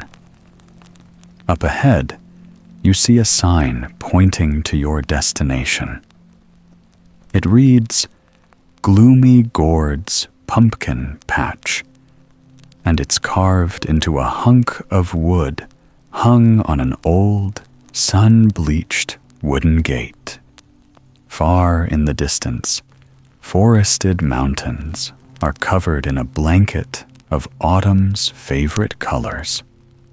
The land where you are now is much flatter, though ideal for growing pumpkins. The skyline is a gentle blue, scattered with fluffy, pillowy clouds.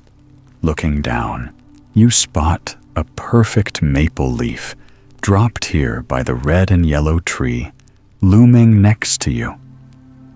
You bend down and carefully pick it up by its stem. Then you hold the leaf up to the sun's soft light and admire the precision of its form. Unlike the other leaves around it, this one is still firm, but not yet crisp, retaining some moisture from its life on the tree. It seems too beautiful to let go, you think, so you carefully put it into your satchel as a keepsake. As you walk towards the gate, a gentle breeze blows past you. You can feel it through the fabric of your top, so you pull your thin wool scarf a little tighter around you to stay warm. The gate is secured with a metal closure. You slide your thumb under it and raise it gently. It rattles and creaks, showing its age. The gate has probably been standing here on this farm for decades, you think. You pull the latch down to close it behind you. As you turn around, the warm aroma of ripe pumpkins and sweet, crisp apples fills your nose. The pumpkin patch begins with a short dirt pathway bordered by several tall, slender trees. Leaves of red, yellow, brown, and orange are scattered across the beige trail. Some crunch beneath your shoes, while others are still too soft to make a sound. You approach a small wooden booth where you can purchase a ticket to visit the pumpkin patch. There's a woman sitting here, welcoming visitors. You greet each other kindly and exchange a few words.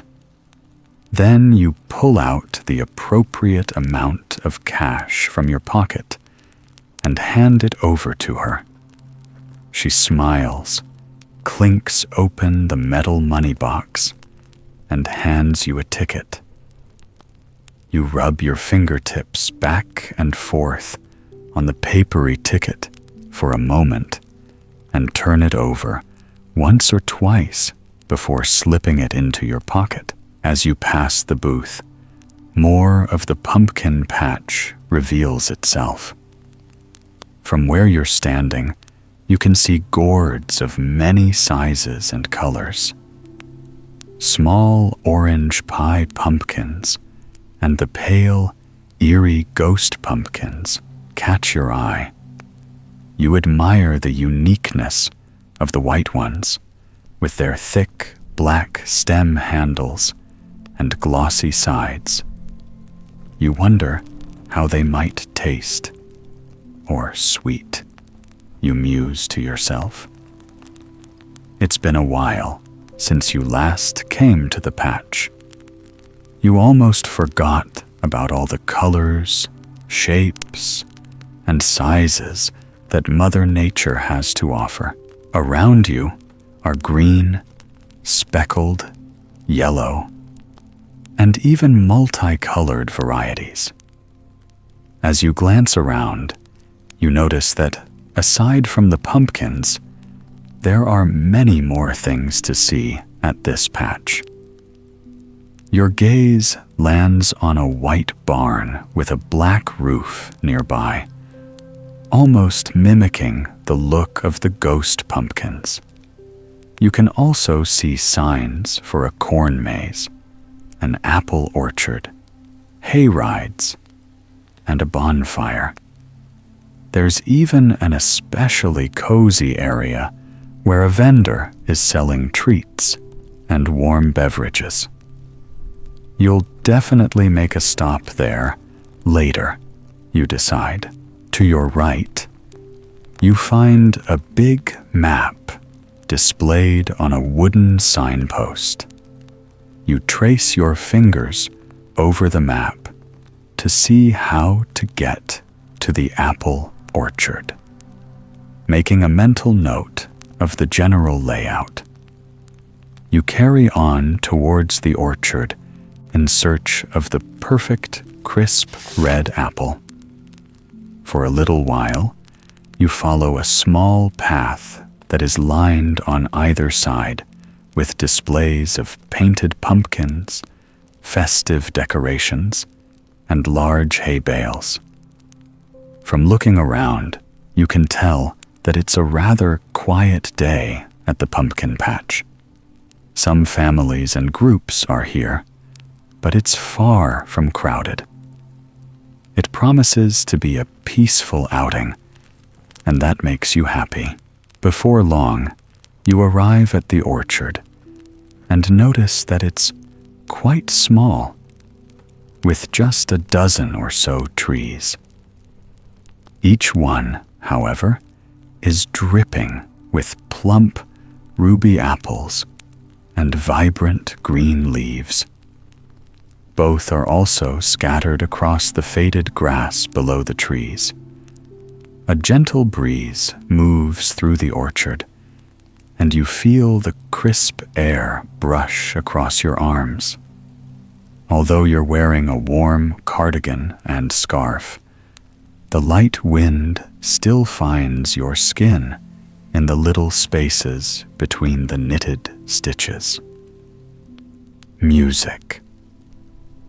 But with the soft autumn sun above and the warmth of the wall, you feel tremendously cozy and comfortable. As you walk slowly through the orchard, you see a gleaming red apple fall from a tree in front of you. It bounces from its branch into a pile of leaves. Curious, you make your way over to it. Leaves rustle around your hand as you reach into the pile and pick up the apple. It feels nice and firm in your palm. As you turn it around, inspecting it for imperfections, the fruit is glossy, smooth, and ripe.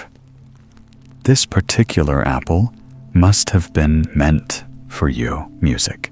Making your way out of the orchard along another dirt path, you soon come to a stack of wooden signs pointing in different directions. One of them reads, "Candied apples," with a large arrow. You'd planned to eat a plain, no-frills apple, but now your senses are tingling. With your fruit in hand, you follow the sign. After a minute or two, you come to the booth. The fruit stand offers freshly prepared candied and caramel apples with a variety of toppings. But there's also the option to make one yourself. After speaking with the laid-back farmer working in the booth, he hands you a pointed stick made of wood. You take it carefully and poke it through the bottom of the fruit into the core. When you feel the apple is resting firmly on the stick, you slowly dip it into a rich caramel sauce. The scent of smoky, molten sugar reaches your nose, and the sticky, hot liquid soon coats the skin of the fruit. Your mouth waters with delight at the thought of this special treat. As a final touch, you roll the apple over in a bed of chopped peanuts. Now it's ready, you think. You thank the farmer for helping you with the apple. You turn away and head for the main pumpkin patch. A pair of kids holding hands dart past you, eager for their turn to make candied apples. Soon, you come to a wooden bench, which looks like a lovely place to relax while you enjoy your treat. It creaks when you sit down, but it's comfortable beneath you. From here, you have a beautiful view over the patch. There's a straw scarecrow dressed in linen overalls, surrounded by hundreds of orange pumpkins, some big, others small. Glancing down at the caramel apple in your hand, you turn it slowly to admire your work. It's shiny and reflects the soft afternoon light and a single branch of the maple tree behind you. Then you bring it up to your mouth, carefully sinking your teeth into its sweetness. It tastes just as good as you remember. You spend some time sitting on the bench and admiring the kingdom of pumpkins in front of you. The mountains in the distance collide with an uneven line of ripe orange gourds. From this perspective, it looks as though a jumble of curly and straight stems are poking up into the skyline. The whole place smells of autumn. There are hints of cinnamon and apples, and the earthy aromas of caramel and pumpkin spice. They mix with notes of fallen leaves, rich soil, and straw. Everything about this moment makes you feel warm and cozy.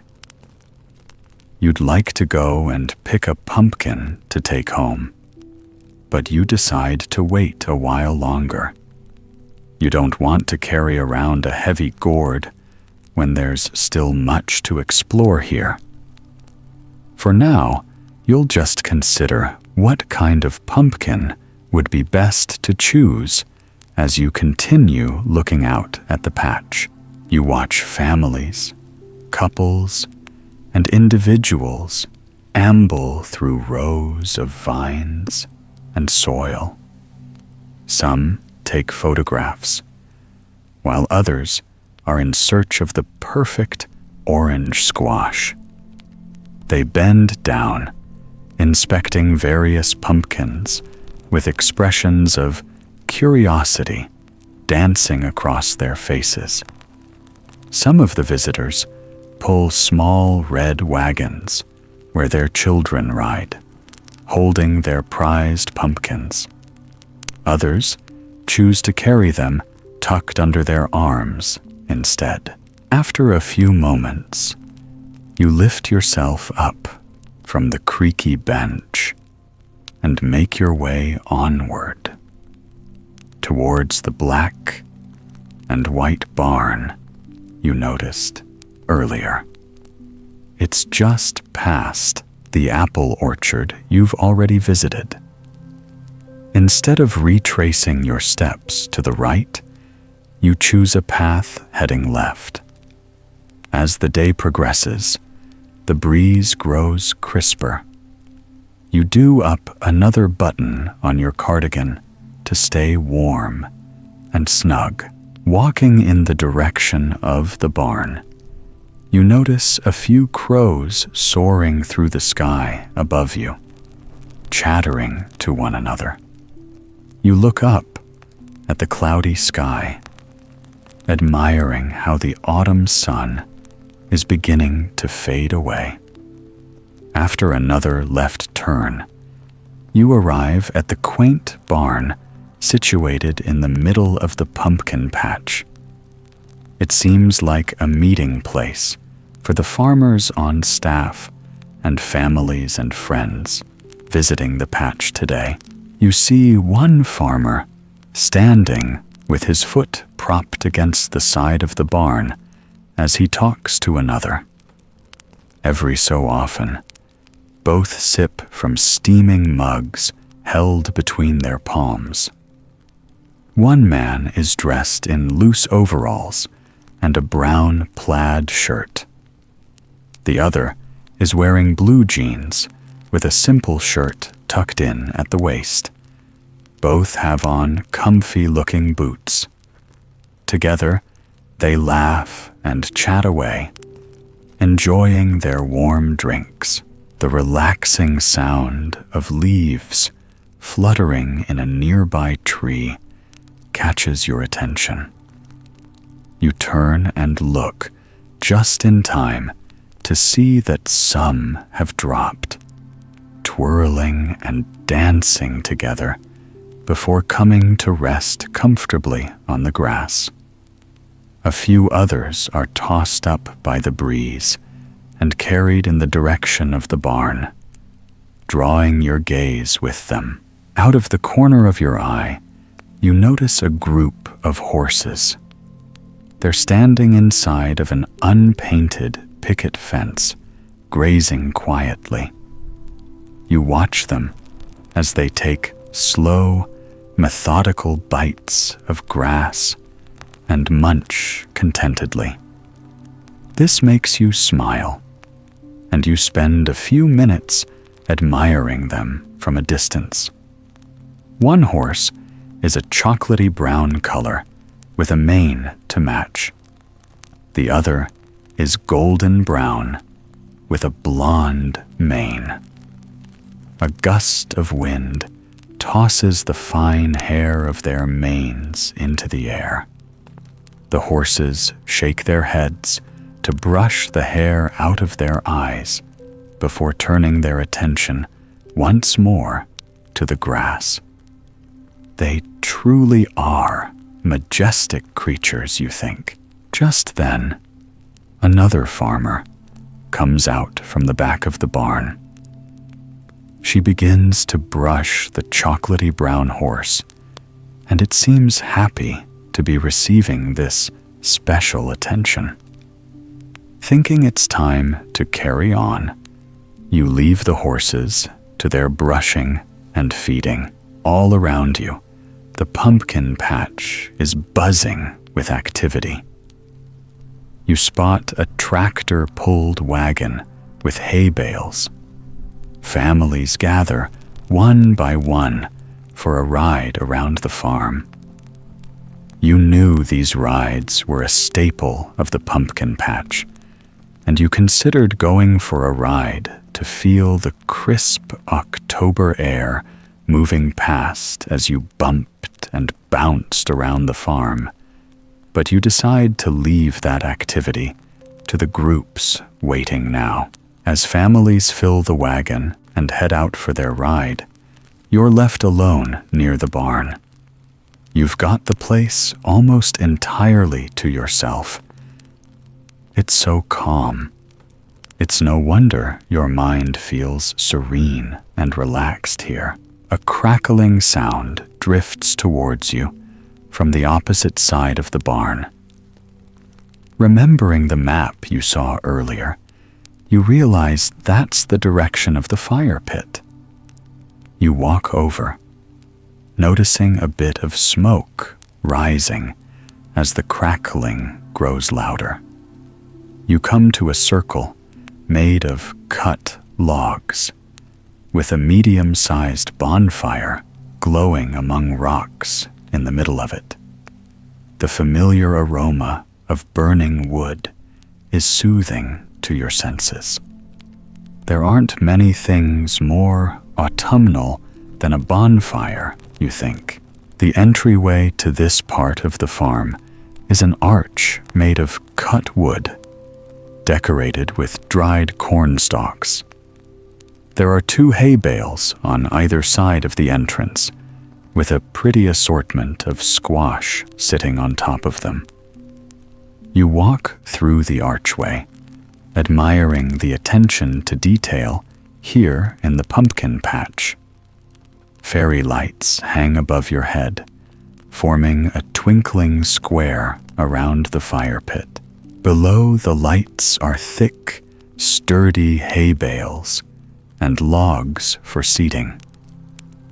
Over to your right is a covered area where vendors are serving treats and warm drinks to passers-by. The temperature is growing colder as evening approaches, and you believe a hot beverage will warm you right up. You happily walk over to the covered area where the smell of cinnamon and spices fills the air. You can still hear the crackling of the bonfire behind you, setting the perfect mood. The menu has been handwritten on a chalkboard, hung on a wooden pillar. You take a moment to read it and see that they serve pumpkin spice, hot chocolate, warm apple cider, and coffee. After a moment of contemplation, you decide on the pumpkin spice, hot chocolate. You are at a pumpkin patch, after all, and their blend is homemade, you read. Plus, you can already smell the earthy, chocolatey aroma, and it seems to be calling to you. The attendant smiles as he hands you your drink. It's served in a dark green ceramic mug with pumpkins painted on it. You pay and thank him before waving goodbye. Turning around, you glance back at the cozy bonfire. You wish you could have one just like it in your own backyard. You imagine yourself roasting marshmallows over the fire, watching them get crispy on the outside before biting into their gooey texture and sweet flavor.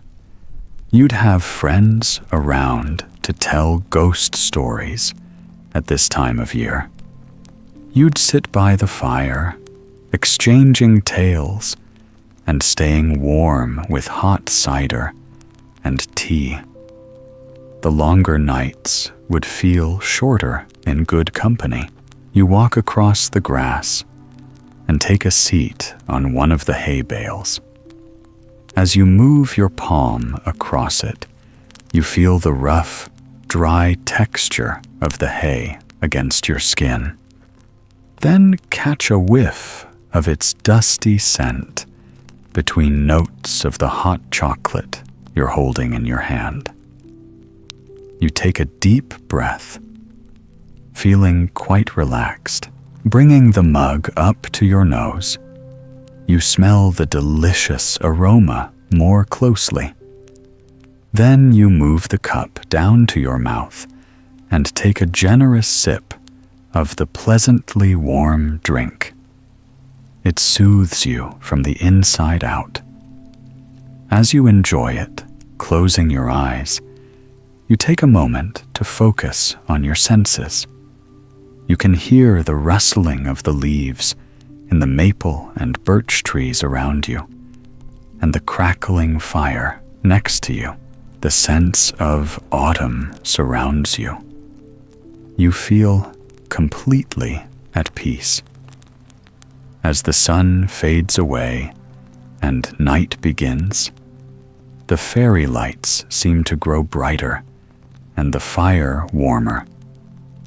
It's been a beautiful day, and now you're set to sip your hot chocolate, admiring the crispness of the season, the warmth of the bonfire, and the sound of the breeze.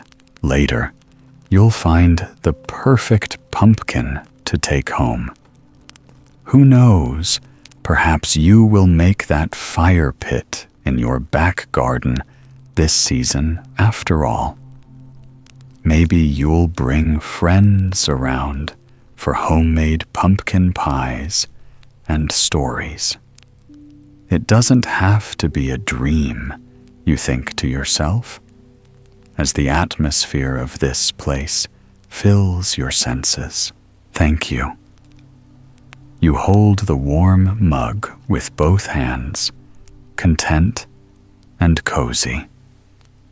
You sit and thank Mother Nature for the beauty of autumn and the wonderful day spent here at the pumpkin patch. Sleep is one of the most basic, primal human needs.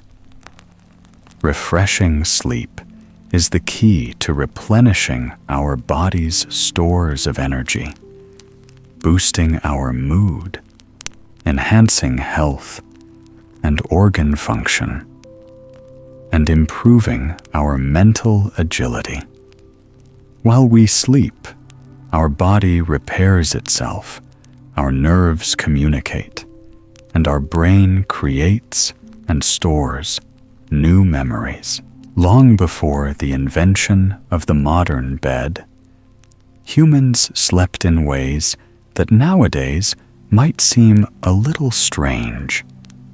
sleeping on piles of fern branches, grasses, and palm fronds, predates anatomically modern humans, and evidence shows, for example, that pre-human hominids often slept in trees. Snoozing several feet above the ground on a precarious tree branch might sound uncomfortable and impractical, but it served an important purpose. Sleeping in this elevated way kept our ancestors safe from the predatory animals that roamed the land at night. How did they keep from falling out? Well, it's hard to say for sure, but have you ever experienced the sensation of falling just before drifting off to sleep and jerked awake? That strange sensation is known as a hypnic jerk. Some researchers believe this is a reflex left over from the days when we slept in trees. As soon as we began to form, our brains snapped to attention so we could stay safely nestled in the branches. When we weren't sleeping in trees, we preferred to take shelter in safe, enclosed spaces like caves. Archaeologists studying the traces of early human life in Hines Cave, Texas, have found small hollows in the ground. There, they believe, is where the prehistoric humans who lived in and around this cave slept. They likely passed the night on piles of straw or furs. The shape of the hollows suggests that these early humans slept curled up like a ball, probably for warmth. For the same reason, they seem to have slept very close together. The world's oldest known mattress was found in sub-Saharan Africa, and it dates back roughly to the year 3600 BCE. This mattress was found in Sibudu Cave in South Africa. It is woven from sedge and topped with a layer of dried leaves from the Cape quince tree. Early mattresses, like this one, were probably made with plants that were known to have insect-repellent properties. But to uncover the story of some of the world's earliest known beds, we need to visit the remote Scottish island of Mainland, the largest of the Orkney Islands. A violent storm whipped up on the island's west coast as rain and wind lashed the island. A grassy hill, known to the locals as Skara Brae, was eroded. What the islanders found beneath the rubble of earth was astonishing. The perfectly preserved stone remains of a Neolithic village settlement. It is more than 5,000 years old and consists of 9 houses. Archaeologists have uncovered tools, jewelry, and even dice at the site. And in every stone cottage, they found the same piece of furniture, a box-shaped bed frame hewn from stone. Closer examination of the stone beds of Skara Brae reveals that they are made of 2 discrete compartments, one slightly larger than the other, which suggests that men and women slept in separate but adjoining compartments of the same bed. Likely, they would have slept on mattresses woven from the sturdy heather that grows wild across the island, and slept under firs to keep warm on chilly Orkney nights when the wind howled and the sea lashed at the shore. Imagine sleeping in one of these stone beds, wrapped in heavy blankets to ward off the fresh, sharp air of the Orkney Islands. Smell sea salt and the mingled aroma of wood and moss from the heather that makes up your mattress. Outside your hut, gulls and kittiwakes and white-tailed eagles swoop and cry. Inside, you are snug and warm. You listen to the low crackle of the fire and the gusting of the wind as you drift into sleep. The lower layers of many of the earliest types of bedding were thought to be similar to branch piles, on top of which softer materials would have been placed for comfort. The purpose of the lower layers was to elevate the sleeping area, to keep the sleeper away from bugs and dirt, and to protect from drafts coming in from under the sides of a tent. Additionally, hammocks are known to have been used by our ancestors for sleeping in places like Mesoamerica and India, though it's uncertain when the practice began, given that hammock materials typically don't preserve well in the archaeological record. However, it's believed by many that the first raised, built beds were invented by the ancient Egyptians, who slept on a bed frame with feet, sometimes even carved into the shape of animal feet, designed to keep the sleeper elevated from the floor where insects and scorpions sometimes roamed. Rather than soft, squishy pillows, they favored headrests made from wood or glass, which kept the sleeper's head elevated through the night. On a more comfortable note, wealthy Egyptians also slept swathed in linen, which they sometimes dampened before bed to keep them cool through the hot desert evenings. Imagine sleeping in an Egyptian villa on the banks of the Nile River.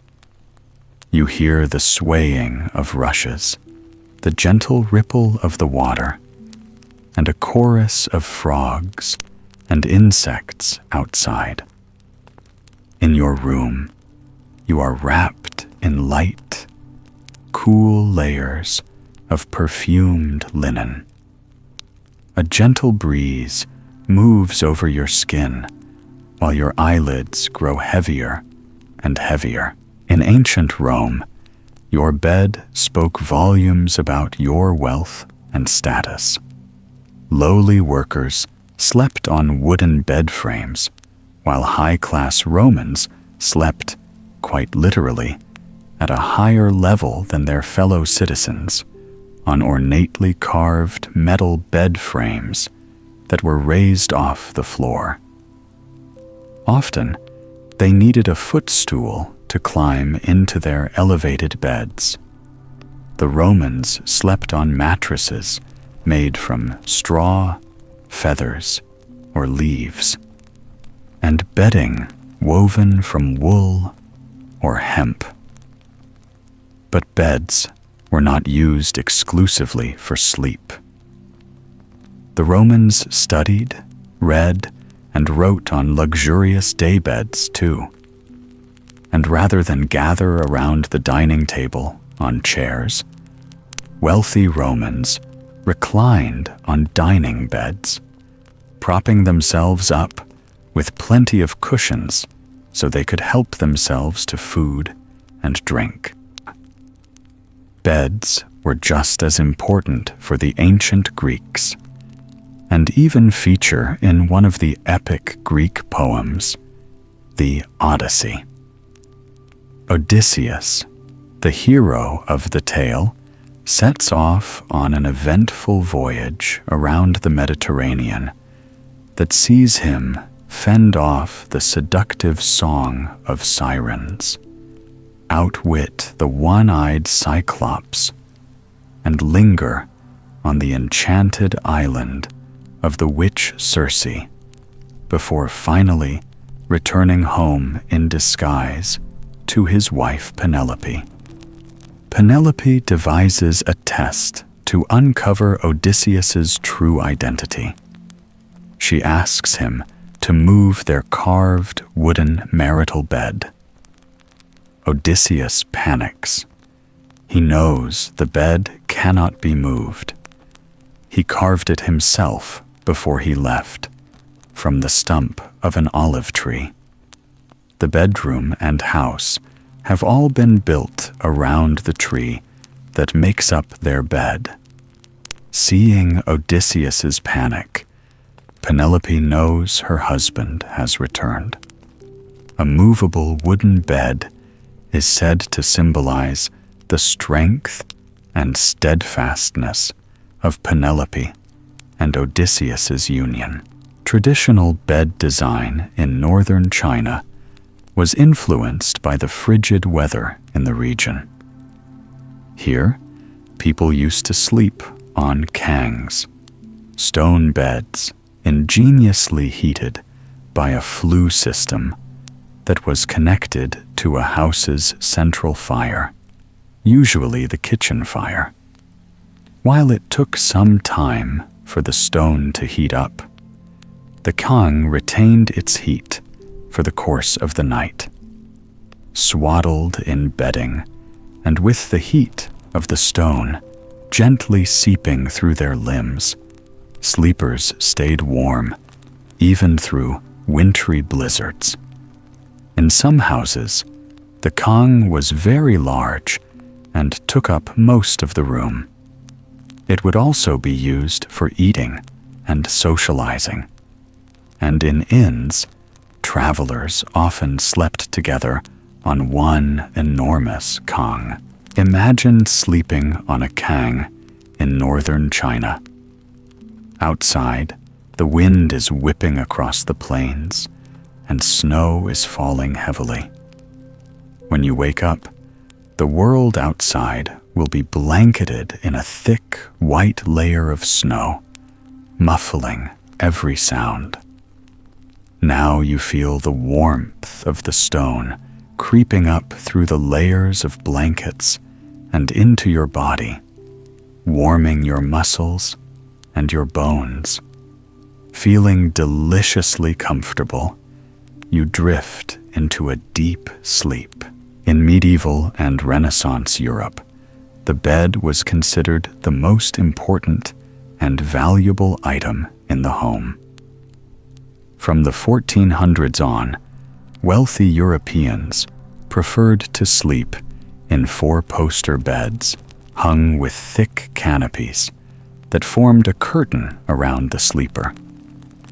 These canopies gave beds the look of a miniature theater, which was certainly appropriate, as nobles and wealthy merchants also used their beds to display great quantities of fine textiles. In addition to showing off sumptuous fabrics, pillows, bolsters, and tapestries, people would also signal how wealthy they were by stacking mattresses on top of each other. As many as 6 mattresses might be stacked onto a bed frame, a marked difference to some other countries like Japan and Kazakhstan, where even the wealthiest nobles elected to sleep on thin mattresses on the floor. These European beds were so lavishly decorated and dressed that often a sleeper would need the help of a servant to ascend to the bed frame and push their way through the heavy canopies surrounding the mattress. Some beds even had space under the ornate bed frame for another, far simpler trundle bed where a servant could sleep overnight. The lower and middle classes didn't sleep in such opulent style, but it was not uncommon for even poorer homes to feature a proper bed. This was made up of a bed frame, a mattress, and a lattice of interlocking rope or cord, a base of the frame designed for the mattress to rest upon.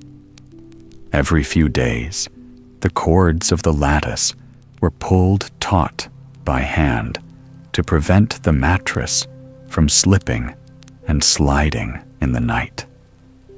Up to a third of the typical Renaissance family's wealth would be spent on the bed and its linens. It's no wonder, then, beds were treasured heirlooms handed down from one generation to the next.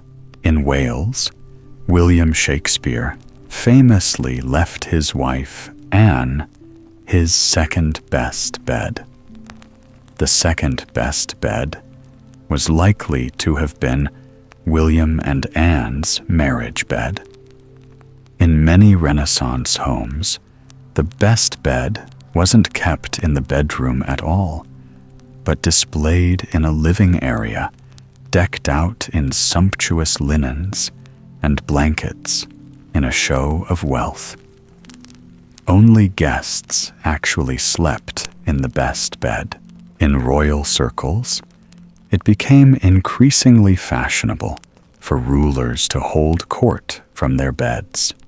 France's emperor, Louis XIV, routinely received visitors in his bedchambers, including foreign dignitaries on sensitive political missions.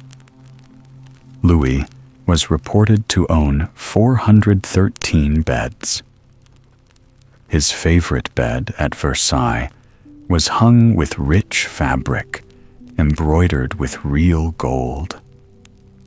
Courtiers who were in favor with the emperor were even invited into his bedchamber while he was sleeping. Being granted the opportunity to watch Louis nod off at night or slowly wake in the mornings was considered an exceedingly high honor.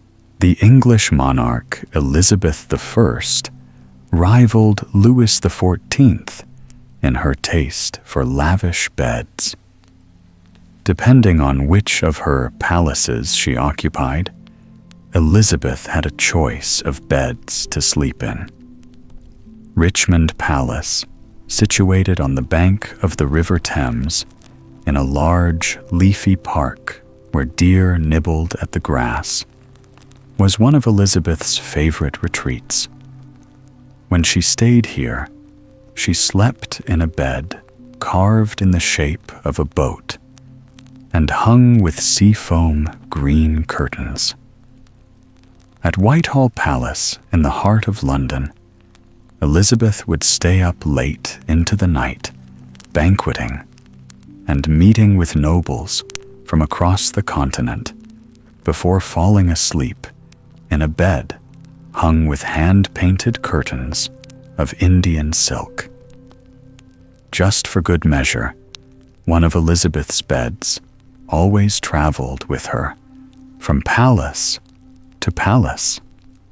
Its tapestry curtains were studded with gold and silver buttons, and ostrich feathers decorated the headboard. In the intimate confines of her bedchamber, Elizabeth would take off her heavy makeup and gossip with her favorite ladies-in-waiting. Although she never married, Elizabeth rarely slept alone. One of her ladies often slept with her. Being chosen to share the Queen's bed was considered a great privilege. Imagine sleeping in the ornate, boat-shaped bed. You lounge back on a mound of silk pillows covered in heavy blankets woven from the finest fabrics. From a distance, you hear the gentle chatter and bustle of the palace, not loud enough to disturb you, but a pleasingly quiet hum. You draw the ocean-colored silk curtains around you, and nestled in the prow of the boat-shaped bed, you can almost sense the rocking of waves, up and down, as you let yourself ease into sleep. Throughout the Middle Ages and the Renaissance, Europeans rarely slept alone. Families slept together, not just peasant families, but aristocratic ones, too. Travelers and guests were invited to share the family bed. Strict rules of etiquette governed who slept where, and sleepers were often separated by age and gender. Infants slept in cradles, which their parents hung with amulets made from coral, believed to promise a long life, or wolf's teeth, believed to ward off attackers. Under the domed ceilings of London's Victoria and Albert Museum, visitors can see one of the most impressively large beds to have survived from this period: the Great Bed of War. Ware is a town in Hertfordshire, not far from London. In the days when the Great Bed took pride of place in the White Hart Inn, Ware was a small, picturesque cluster of cottages, shops, and farms. Two rivers meet here, the River Lee and the New River. Rushes and willows line the riverbanks, and swans swim in feathered white flocks along their glassy surfaces. In the 16th century, when the bed was built, Ware was about a day's journey on horseback from the capital. It lay on one of the old Roman roads, Ermine Street, joining London with Lincoln, a bustling city in the English Midlands. Come night, the inns of Ware would fill with travelers stopping on their way to one of the destinations along Ermine Street. Like the university city of Cambridge, the rolling green of the Lincolnshire wolds, or even further north to York, once a Viking settlement. Travelers at the White Hart Inn would have had the opportunity to stay in the Great Bed, built by the Hertfordshire carpenter Jonas Fosbrook. It was one of the largest beds in the country, standing more than 2.5 meters high and over 3 meters wide. It comfortably accommodated up to 4 couples at a time. In keeping with the fashion of the time, its oak frame is richly carved with ribbon motifs, acanthus leaves, and mythical creatures like thorns and satyrs. Fosbrook's craftsmanship was added to and embellished over the years, as those who stayed the night in the Great Bed made their own marks on its impressive wooden frame. These days, visitors to the V&A Museum can still see the carved initials and red wax seals imprinted on the bed by past sleepers. People didn't just share beds with their families or fellow travelers. Young, unmarried couples often spent the night in the same bed in a courtship ritual known as bundling. In places like rural Wales, before courting couples could marry, they first had to spend the night together, talking and getting to know each other. to ensure the union would be a happy one. To ensure they remained chaste, they were quite literally bundled into sacks up to their waists, and sometimes even separated by a wooden board laid across the bed. If, after spending the night bundled together, the young lovers still liked each other well enough to marry, their union could go ahead as planned. Until the advent of electric lighting, our sleeping habits were, to modern eyes, rather unusual. Instead of going to bed at night and waking in the morning, people slept in 2 shifts, known as first sleep and second sleep, punctuated by a period of wakefulness known as the watch. The watch occurred roughly between midnight and 2 a.m. Under the light of oil lamps, candles, or rushlights, a kind of taper fashioned from the waxed stems of rushes, people would tend to household tasks like mixing bread dough or stoking the household fires, engage in reading, prayer, or quiet contemplation, or simply sit and talk with one another about the day's events. Imagine returning to bed after the watch. Your mind is calm and quiet after the hours you have spent reading, thinking, and gazing into the dwindling fire. Your pillow is cool and your sheets are smooth.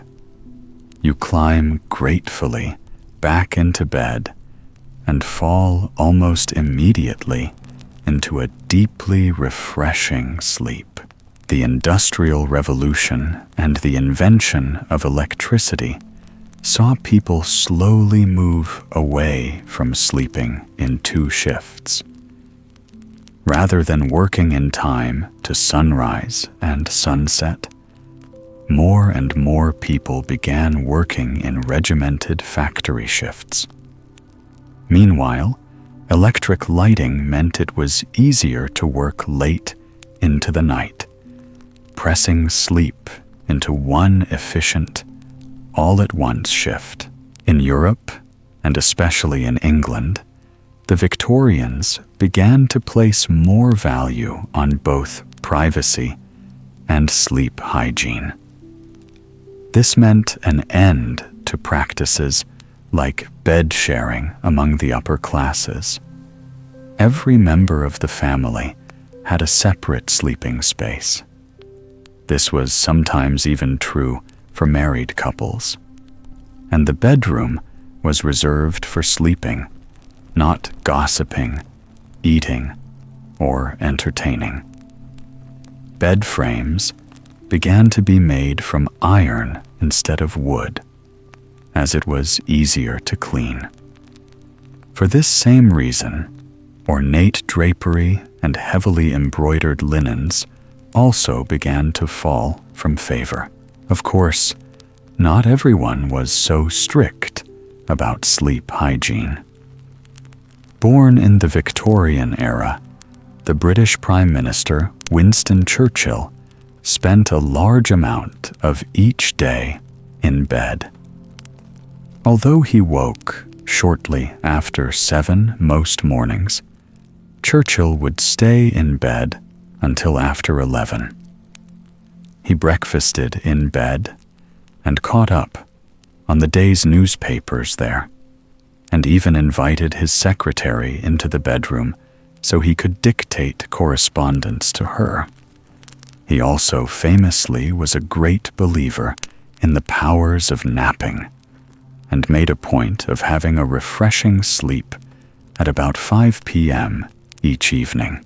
At the end of the 19th century, New York City was growing increasingly crowded as people from all over the globe arrived to try and make their fortunes in the modern metropolis.